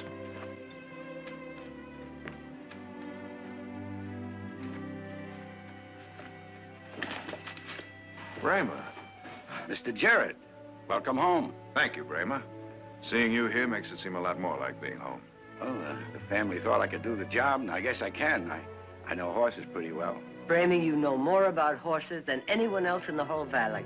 Well, anyway, from now on, I'm gonna leave it up to you fellas to get busted up chasing stallions. I got plenty to keep myself busy here. And I ain't finished yet. You bet you're not. Boy, how'd he not buy alongside?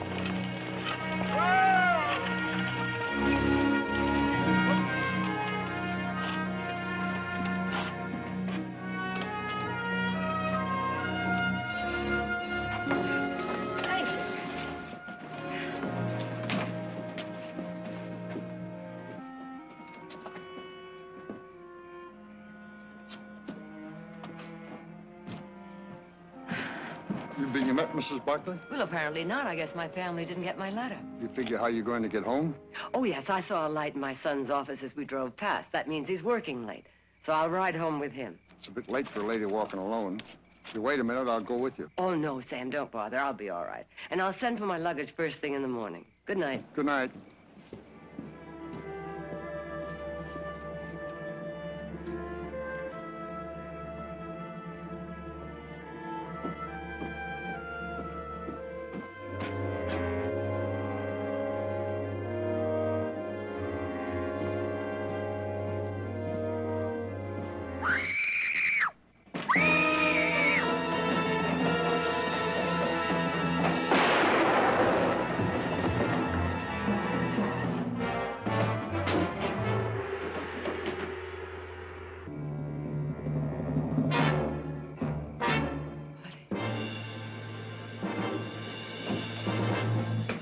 Buddy! Buddy!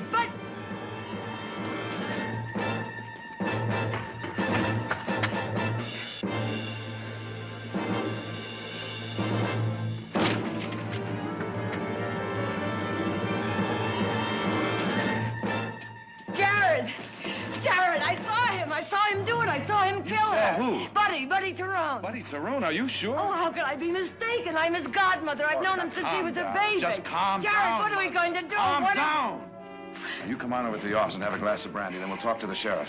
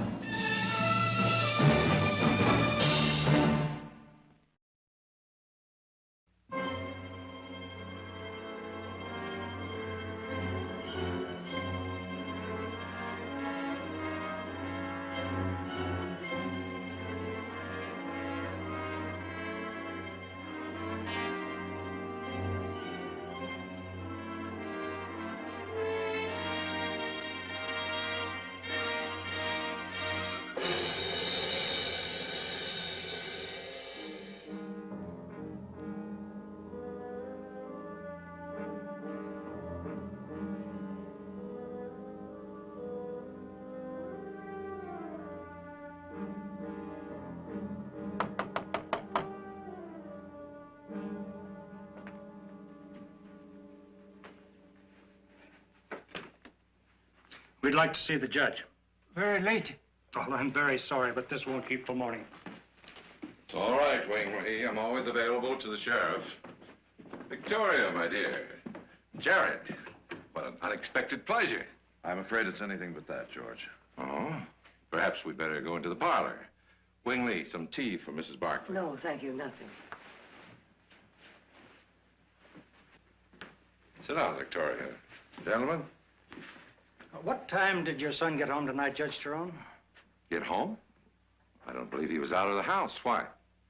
Are you certain he didn't leave? Well, I haven't actually seen him since dinner, but he said he was going to study in his room tonight. He's in the last year of law school, you know. Going to give Jared here some competition. Would your servant know for sure? Wingley? Your master has not left house. Sheriff, I don't appreciate being kept at a disadvantage like this. What possible difference does it make whether or not my son was at home tonight? A woman was shot to death in town tonight. My mother was the only eyewitness. You've accused my son? George, I'd give anything in the Well, world. this is ridiculous, Victoria. Why, you've come unhinged. Surely you can see how difficult this is for her. For her? What about my son? What choice did I have, George? I saw him commit a murder. Victoria, I don't understand any of all this. You've been like a second mother to that boy ever since Louise died. You've advised him, encouraged him to become a lawyer. You have his complete confidence. How can you possibly believe that he could kill anyone?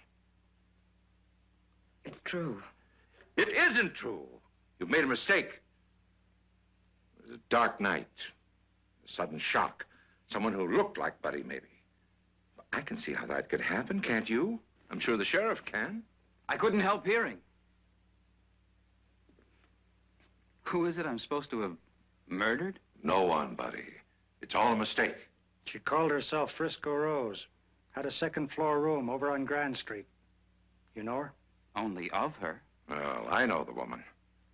She's been up before the bench on many an occasion for dissolute behavior. Well, no matter what she was, I have to handle her killing the same as if she'd been a pillar of society. Isn't that right? Certainly. But do you have any actual evidence against my son? Nothing but Mrs. Barclay's word. Well, I wonder if you have that. Are you able to identify him as the man you saw shoot Frisco Rose? In heaven's name, Victoria, put a stop to this insanity. Tell the sheriff you were wrong. Well, Mrs. Barclay?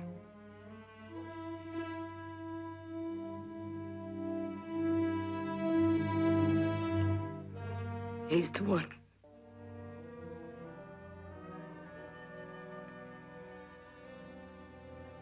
I don't blame you, Aunt Victoria. I know it's nothing malicious, just an honest mistake. Mother, would you wait in the hall for a moment, please? Oh, I'm sorry, Buddy. I'm so sorry.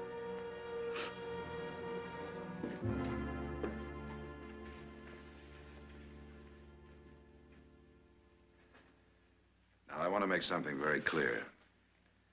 There's no question about what my mother saw. Take my advice, Buddy. Don't wait for the truth to come out. Tell it now so your father can help you. It's your mother who needs help. From a doctor, a specialist. I'm sorry, Buddy. Sorry for the tragedy that lies ahead. Well, I hope you understand my position. If the witness had been anyone but Mrs. Barclay, I'd have my doubts. Save your apology until you can make it to my son.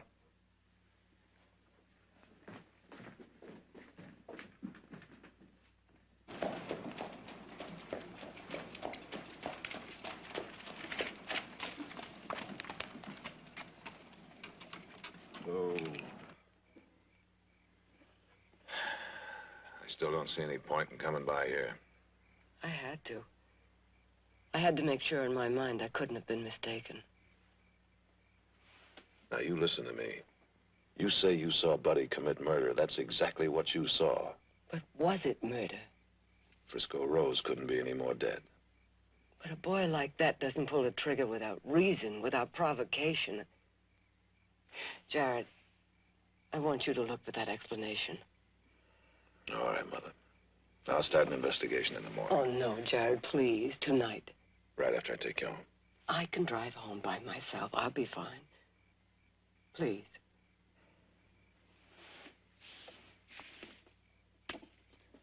I'll do everything I can.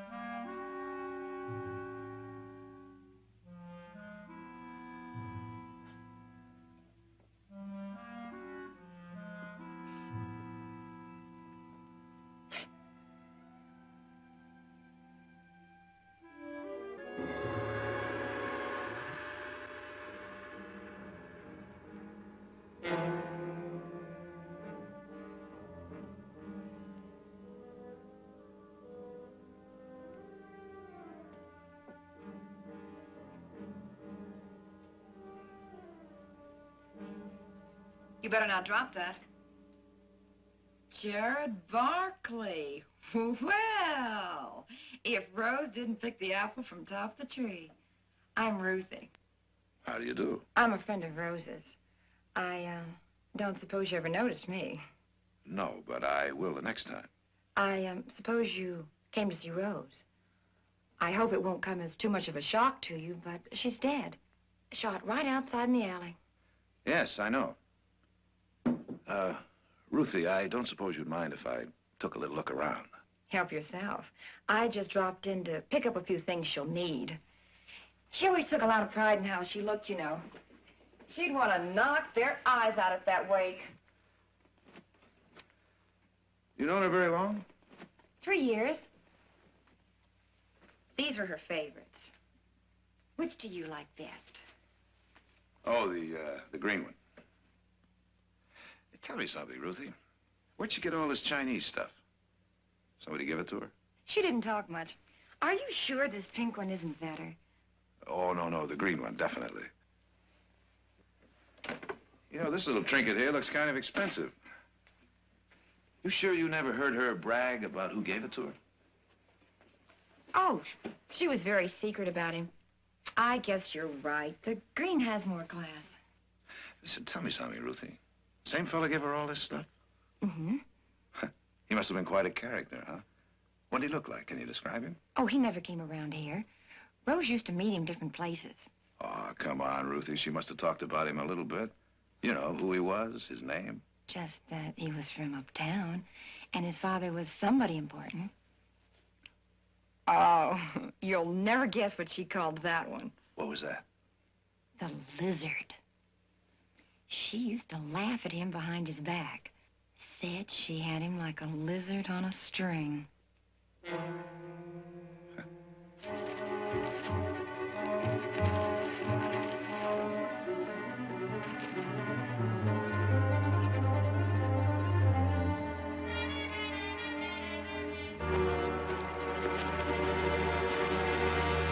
So, from what she said, everything points to a backstairs romance on Buddy's part. But it's pretty obvious that she was playing him for a sucker. And he must have found out. Maybe. And maybe there's a lot more to it than that. I can't believe that. He's such a nice boy. Yeah. Well, come on. I think it's time we all turned in.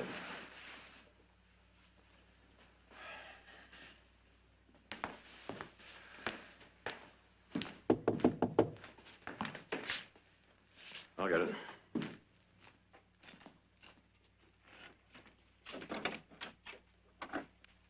Yeah? I've come to see the lawyer. Oh. Well, come on in.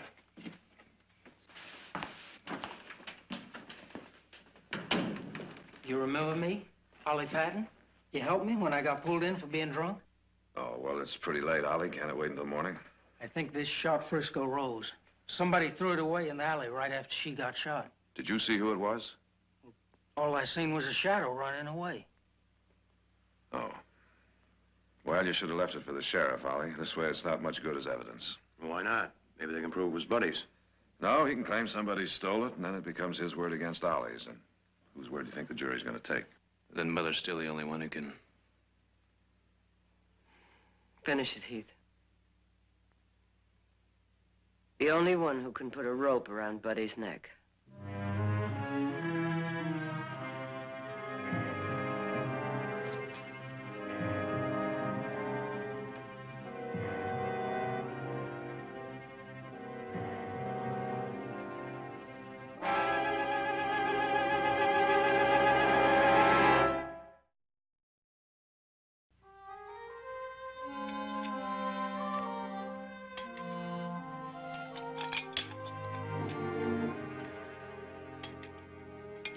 Mother, the silver doesn't need polishing. Silas did it last week. I'm doing it again. But why?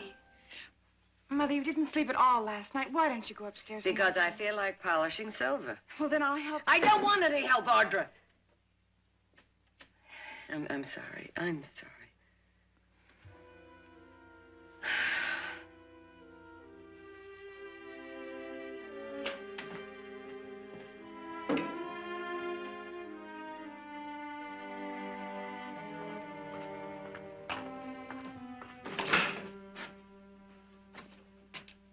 Mrs. Barkley.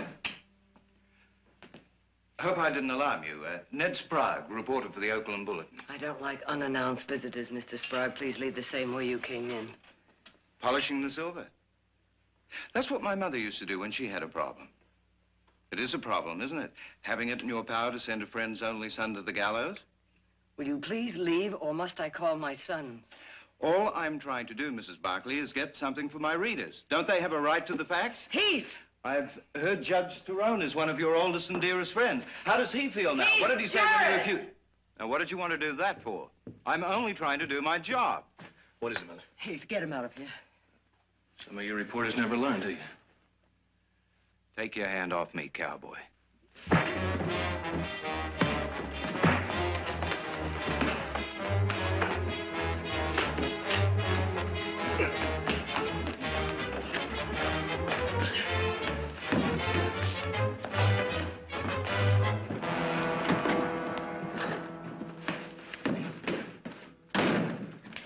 What was that all about? Some reporter bothering Mother. There'll be others, other reporters, solicitors, friends. There's no escaping them. It's impossible to protect you from that kind of thing. You'll feel better if you get out in the sunshine. What do you say I hitch up the buggy? Mother, I know you're exhausted. Why don't you take a nap? No, what I'd really like to do is to get away from here. Take the train to Sacramento. I know. I could visit Minnie Grant. She's a good enough friend and she won't ask questions. You have to testify at the inquest day after tomorrow. But I'll only stay overnight. I'll be back tomorrow morning. Why not? You're right. Why not? That's a wonderful idea, and I'll go with you. Audra, dear, I'd like to be alone for a while. Please understand. I'll be back. You admit you got it from a drunk who says he found it in an alley. You call that evidence? I found this in your son's closet when we searched your house. It fits Mrs. Barkley's description of what the killer wore. Mrs. Barkley. So it all boils down to Victoria's preposterous accusation, doesn't it? Doesn't it? You come to see your son. The boy hasn't said a word since he was arrested. Be better for him if he was to, well, cooperate. You mean confess, don't you? Well, how could he? He's innocent.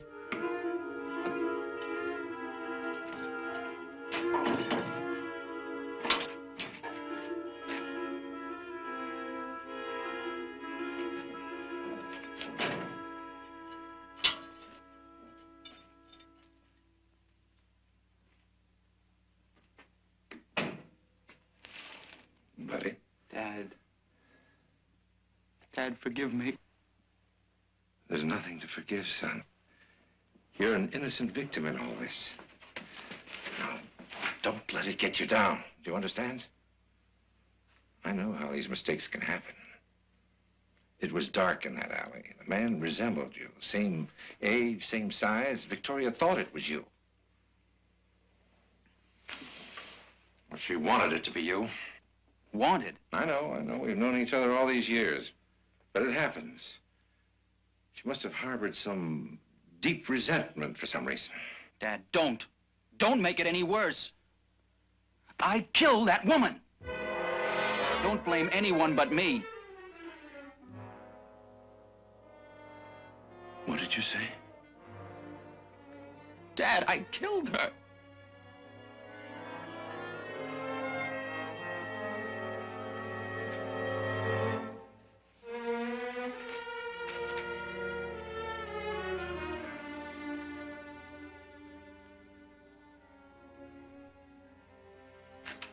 Buddy, tell me. I met her one afternoon down by the river. I didn't know who or what she was. Later, it didn't matter to me. I loved her, and I thought that she loved me. When you found out she didn't, you felt you had to kill her? It wasn't like that. It was you she was after. She planned the whole thing to get back at you. She hated you for putting her in the workhouse. What did she want? Money? She wanted to ruin your career. She had some letters I'd written. presents and things. She used them like a shotgun to force me to marry her, and if I refused, she threatened to expose our affair. She said the headlines would read, Jezebel and the Judge's Boy. Either way, it would make you a laughingstock. I tried to reason with her, but the more I begged, the more she laughed. I never saw her like that. Ugly, vicious, gloating.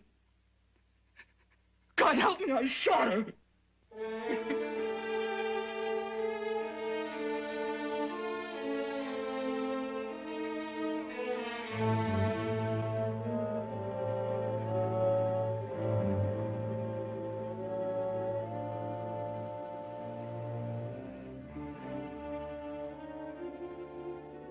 Would you stay with me while I tell the sheriff? No. I don't want you to tell anyone. Dad? No! No, not for my sake, for yours. None of this is your fault, son. It was all that woman's. So why should you pay for her vindictiveness? She brought it all on herself. Aunt Victoria saw what happened. It's only her unsupported word. And that may not even be enough for the grand jury to indict. Believe me, son, I know what I'm talking about. I don't understand. You were always such a stickler for the letter of the law. Yes, but not when it conflicts with justice.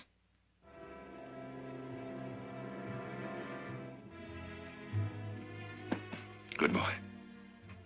Now, not a word. Don't lose your courage.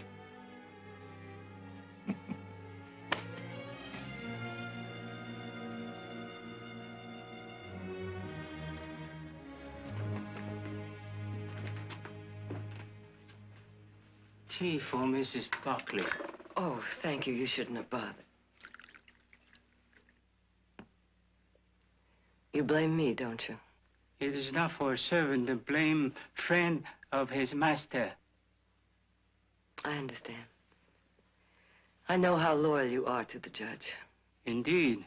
His son is as my son.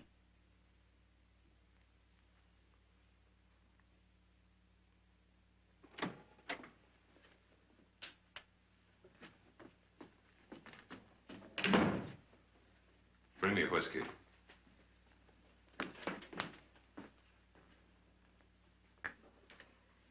I was at the depot waiting for the train. I heard Buddy had been arrested. Well, what else did you expect? I'm sorry, Victoria. I know how difficult this must be for you. George, I don't know what to do. You'll do your duty. But I was hoping you could help me. You've always been able to see your way out of any dilemma with such clarity and assurance. Clarity and assurance. Victoria, the whole world's turned upside down. I always set such high standards for the boy. His mother and I both agreed on that. He never once failed to toe the mark. Perhaps you made him toe the mark a little too closely. Isn't it possible he never learned how to cope with situations and people who don't obey your strict rules? Are you holding up your own sons as paragons of virtue? Nick is brawled in every saloon in the country, and Jared finds clients among the most unsavory elements. Well, I think they could deal with Frisco Rose without killing her. Buddy did not kill her. I think it's only fair to warn you that your account of this affair won't go unchallenged. I'm sorry. I guess it was I guess I made a mistake in coming here. You made your mistake the other night. You're going to find out that my son is more important to me than anything on this earth. Anything. Including old friendships. And I'll do anything in my power to keep you from harming him. George, I didn't mean to harm him. All I wanted to... Victoria. Victoria. The tea give the woman sleep. It is only short sleep. But perhaps you desire short sleep become long sleep? What are you talking about? Which is of greater value, life of only son, or the woman who will speak against him in court? This isn't China, Wing. You don't just get rid of your enemies. It is possible. Her family believes she's on train to Sacramento. We have time to drop her in river. No, Wing. This is your son. Would you have him die? You must kill her. If she could be out of the way for a while. Just disappear.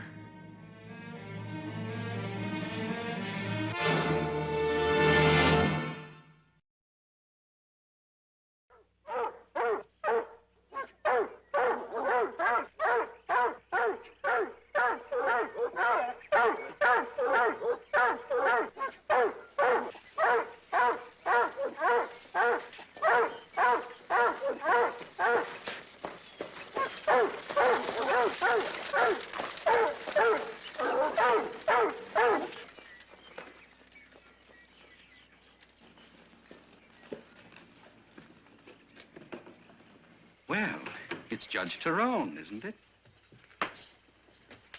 This is indeed a great honor. I have someone who requires care. She's been given something to calm her down.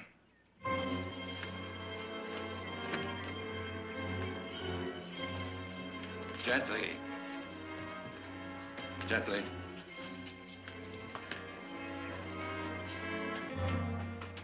You mustn't worry about a thing. I assure you the dear lady will have the best of care. I don't want to put into a ward, you understand?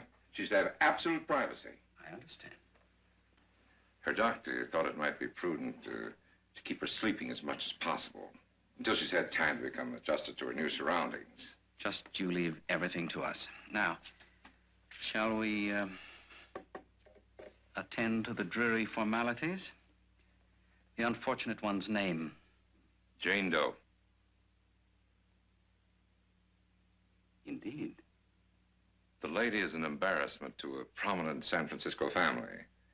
They've asked me to attend to all the details with the strictest secrecy. I shall expect your full cooperation. This is rather irregular.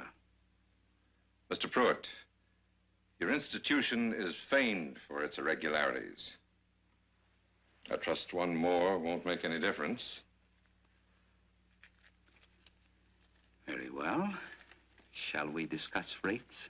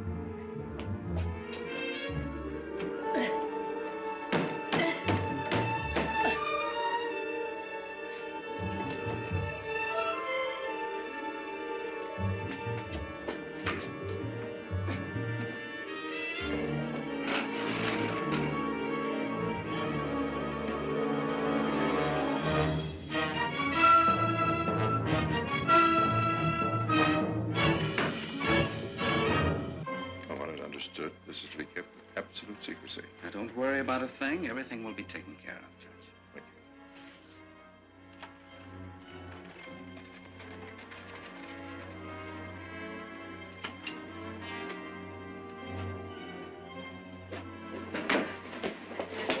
Please, please let me out of here. Let me out of here, please! Quit that thing! Well, what do we got here? Quality from the looks of you. I want to know where I am. Where your family's had you put. My family couldn't possibly know where I am. It was the judge, Judge Tyrone. It ain't half bad here. You just behave yourself and everything will be all right. What is this place? The Ophir Sanitarium. But that's A home for them poor unfortunates that ain't welcome in their own home. Them that otherwise would be locked in the attic. Do you know who I am? Your papers say Jane Doe. I'm Victoria Barclay. Well, now ain't that something? Now, Beanie here, she's the sister of the King of England. Now, don't you be afraid of poor old Beanie. She's just tame as a little old house cat. Meow. Can you purr real pretty? Ain't she outcautious? Oh, no! Shame on you! Oh.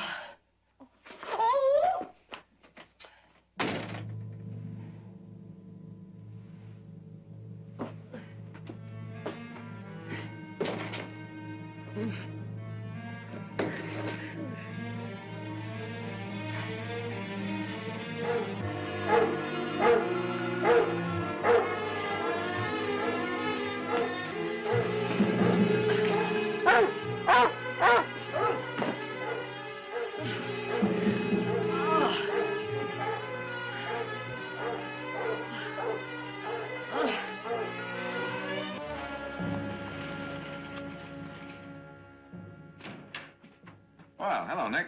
Well, I met that early train Mother was supposed to be on. She wasn't on it. Well, maybe she decided to take the late one. Well, maybe. But I don't blame her for missing that inquest altogether. I wouldn't worry about that. She'll be there. Still, maybe I should send a wire, find out what time she's coming in for sure. I think that's a good idea.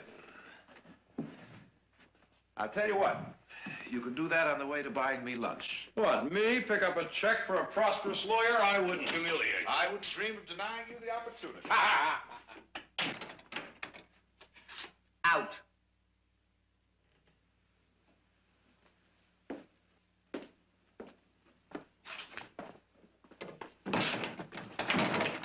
Where are we going? That's for me to know.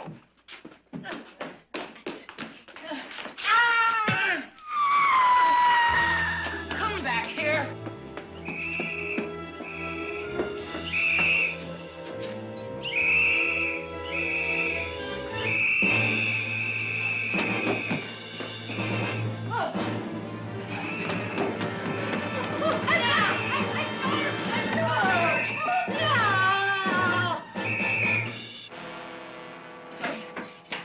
I'm gonna learn you. Stop that! I've warned you. Well, I've got to keep some discipline. It's the second time she's tried to run away. What's she doing up here? I was taking her to the laundry to show her duties. We like to keep our people busy here. How much did the judge pay you? How much was it worth to him to keep me from testifying tomorrow? 5,000? 10,000? Or didn't he tell you I'm Victoria Barclay? The Victoria Barclay who saw his son commit a murder? My, we do have an imagination. Can't you see he's tricked you? He kidnapped me and made you his accomplice. God. It's the truth! It's the truth! Read it in the papers! I tell you it's the truth! Why have you listened to me?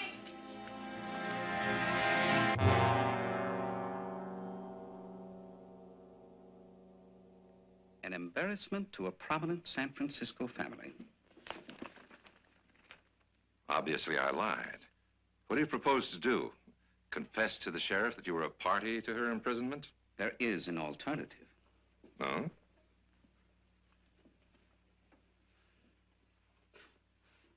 $5,000. This is preposterous. You don't think I'm going to submit to blackmail? Magnificent, isn't it? The artist seems to capture the inner nature of the beast. The savagery and anguish we humans strive so hard to conceal. It's almost as though this fellow were watching his only son mount the gallows.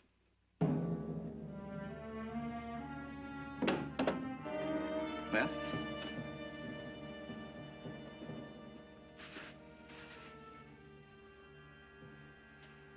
Splendid. I shall require the money tonight, in cash. You'll have it. I'll expect you at 9 sharp.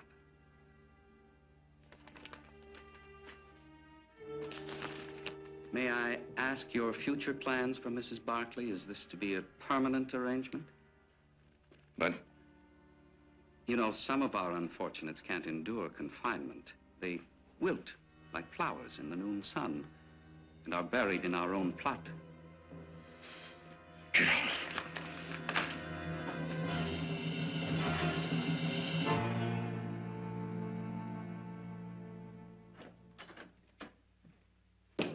Jared! Jared! Nick, what are you hollering about? I got this wire. She never showed up at many grants. You figure it out. Maybe she stayed at a hotel. She said she wanted to be alone. No. I checked with the ticket agent in Stockton. He never saw her get on that train yesterday. She might have taken a stage, changed her mind. Or had it changed for her. You know, if Mother doesn't show up for that inquest, Jared, they got no case against Buddy. Huh? Well, I think we better pay the judge a little visit.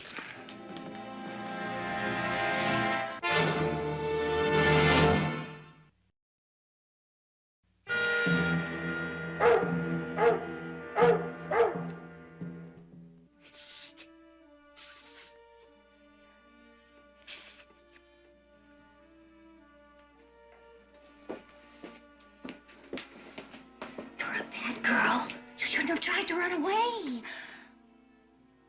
Oh, you shouldn't be mad at Beanie. Well, you see, Beanie, I'm new here, and I don't have a friend to tell me what's right or wrong. Oh, that's too bad. Would you like to be my friend? I already have a friend. Her name is Eleanor, and she comes to visit me every night when I'm asleep, and we go to choir practice. We shall gather at the river. We shall gather at the river at the wonderful world. Beanie, you see, that's a nighttime friend. Couldn't you be my daytime friend? You are a naughty girl.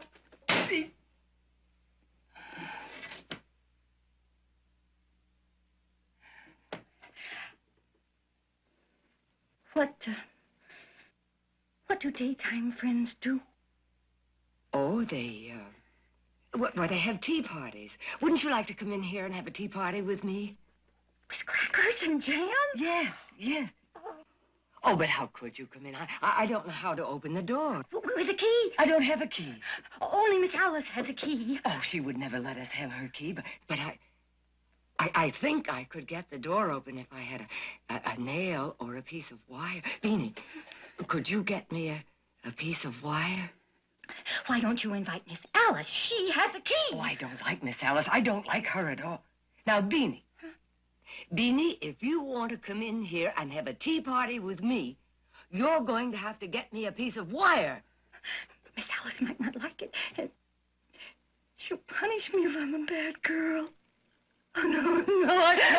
Beanie, no! Oh. Wingley, we want to talk to the judge. Sorry, Judge, out for the evening. Jared, Nick. Oh, I thought you were still in jail? Dad bailed me out this afternoon. How's your mother? Thought you could tell us that. What? I wanted to go out and see her this afternoon, but Dad said she's gone up to Sacramento. Well, now. Wonder how you knew that. What's wrong? She's disappeared, buddy. We haven't seen her since yesterday afternoon. Well, what are you doing here? Why haven't you got the sheriff to organize a search? We are searching. You seem awfully worried, buddy, for someone who can convict you of a murder. Hold it, buddy. Hold it. Hold it. How could you even think I'd hurt her? Jared, I swear I'd rather hang a dozen times. The judge may not agree with that. He couldn't have. No?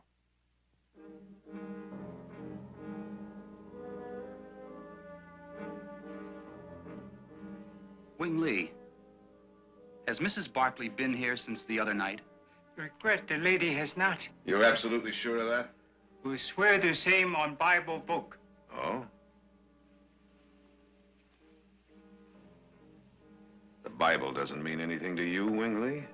Do like witness in courtroom. Chinese witnesses swear an oath on their sacred ancestors. Are you willing to do that?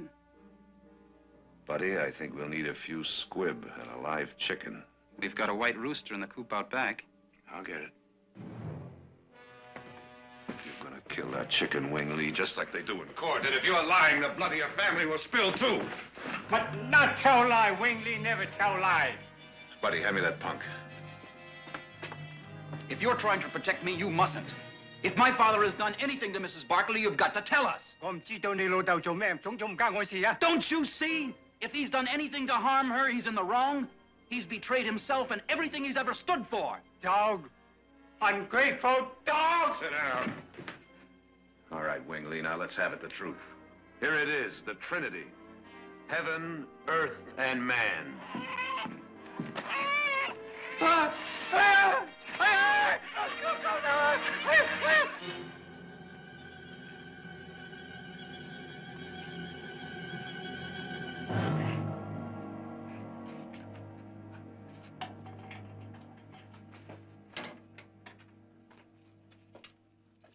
If I had my way, you'd go hungry again. But Mr. Pruitt, he says to slop you with the rest. Thank him for me. My, ain't we hearty. Well, you get hungry enough, you'll eat what's put in front of you.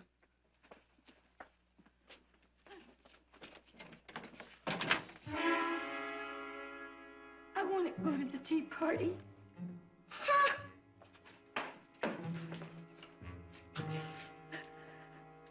I do.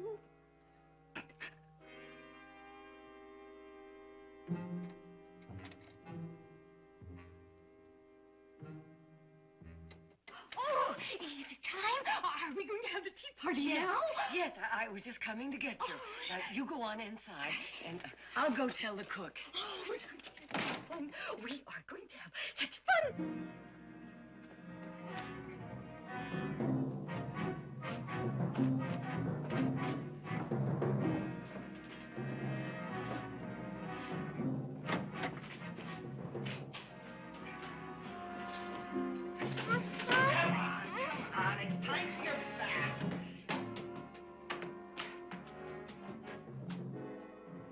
This afternoon, you mentioned something about a burial plot. I haven't seen one. I was referring to the old Ophir mine down the road. Its abandoned shafts are hundreds of feet deep, quite convenient. Have you had a change of heart since we spoke this afternoon? No. No.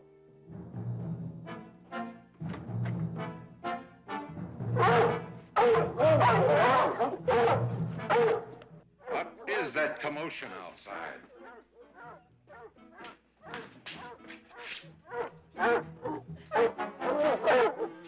It's Victoria. She's getting away.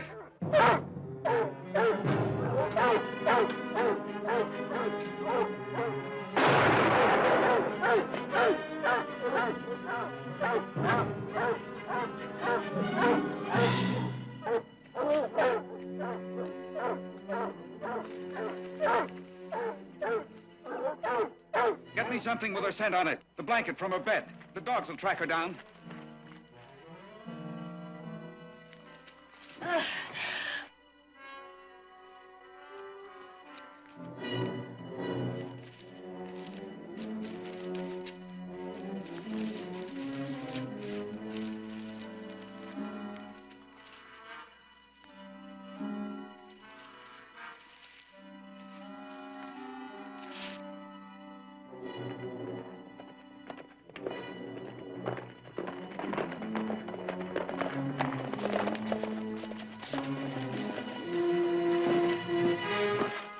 All right, where is she?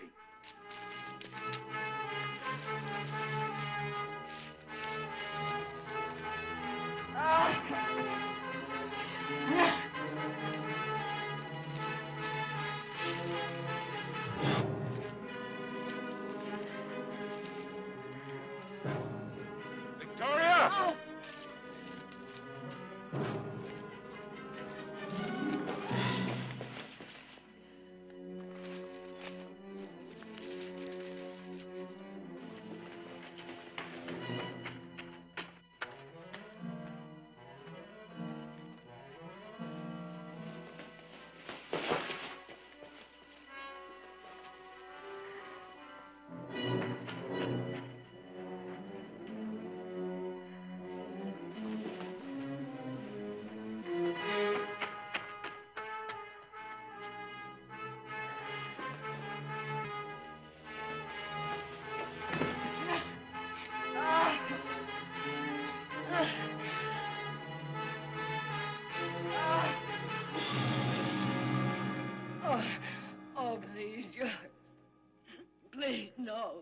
You made one mistake, don't make another.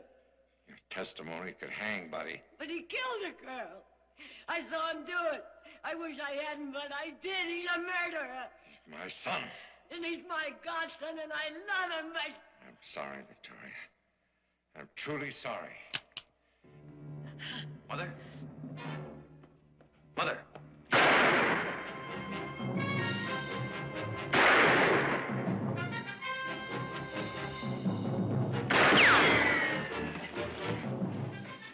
Judge, put that gun away.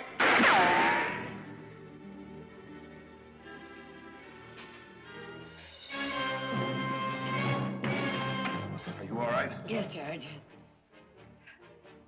Buddy, talk to your father. Get him to put that gun away. Buddy? Buddy? Buddy?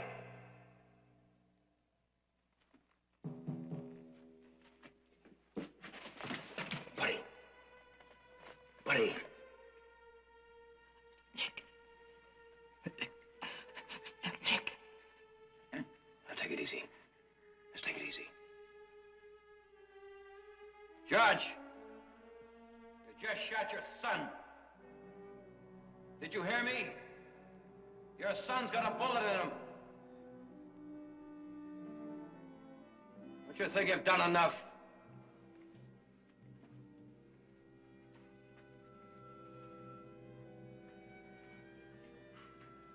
Buddy?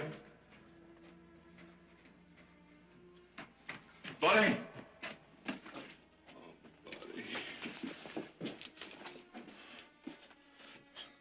Oh, buddy, no. I didn't mean to harm you. I wanted to help you. I couldn't see you. I was trying to save you. Dad, you were wrong. We were both wrong. Oh, no, buddy. Forgive me, son. No, buddy.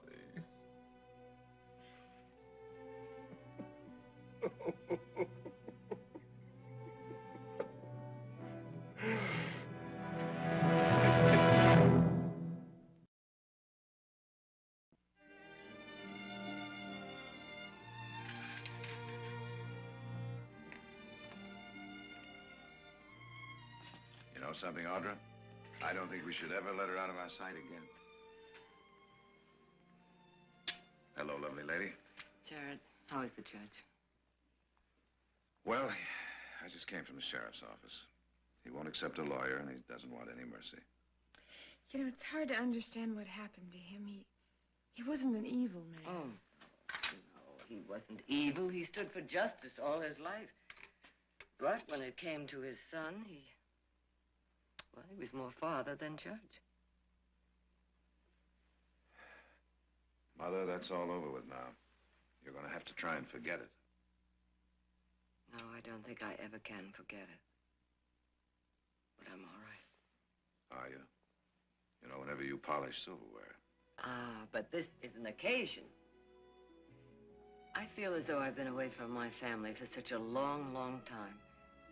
That tonight at dinner, I want the prettiest silver in the whole world.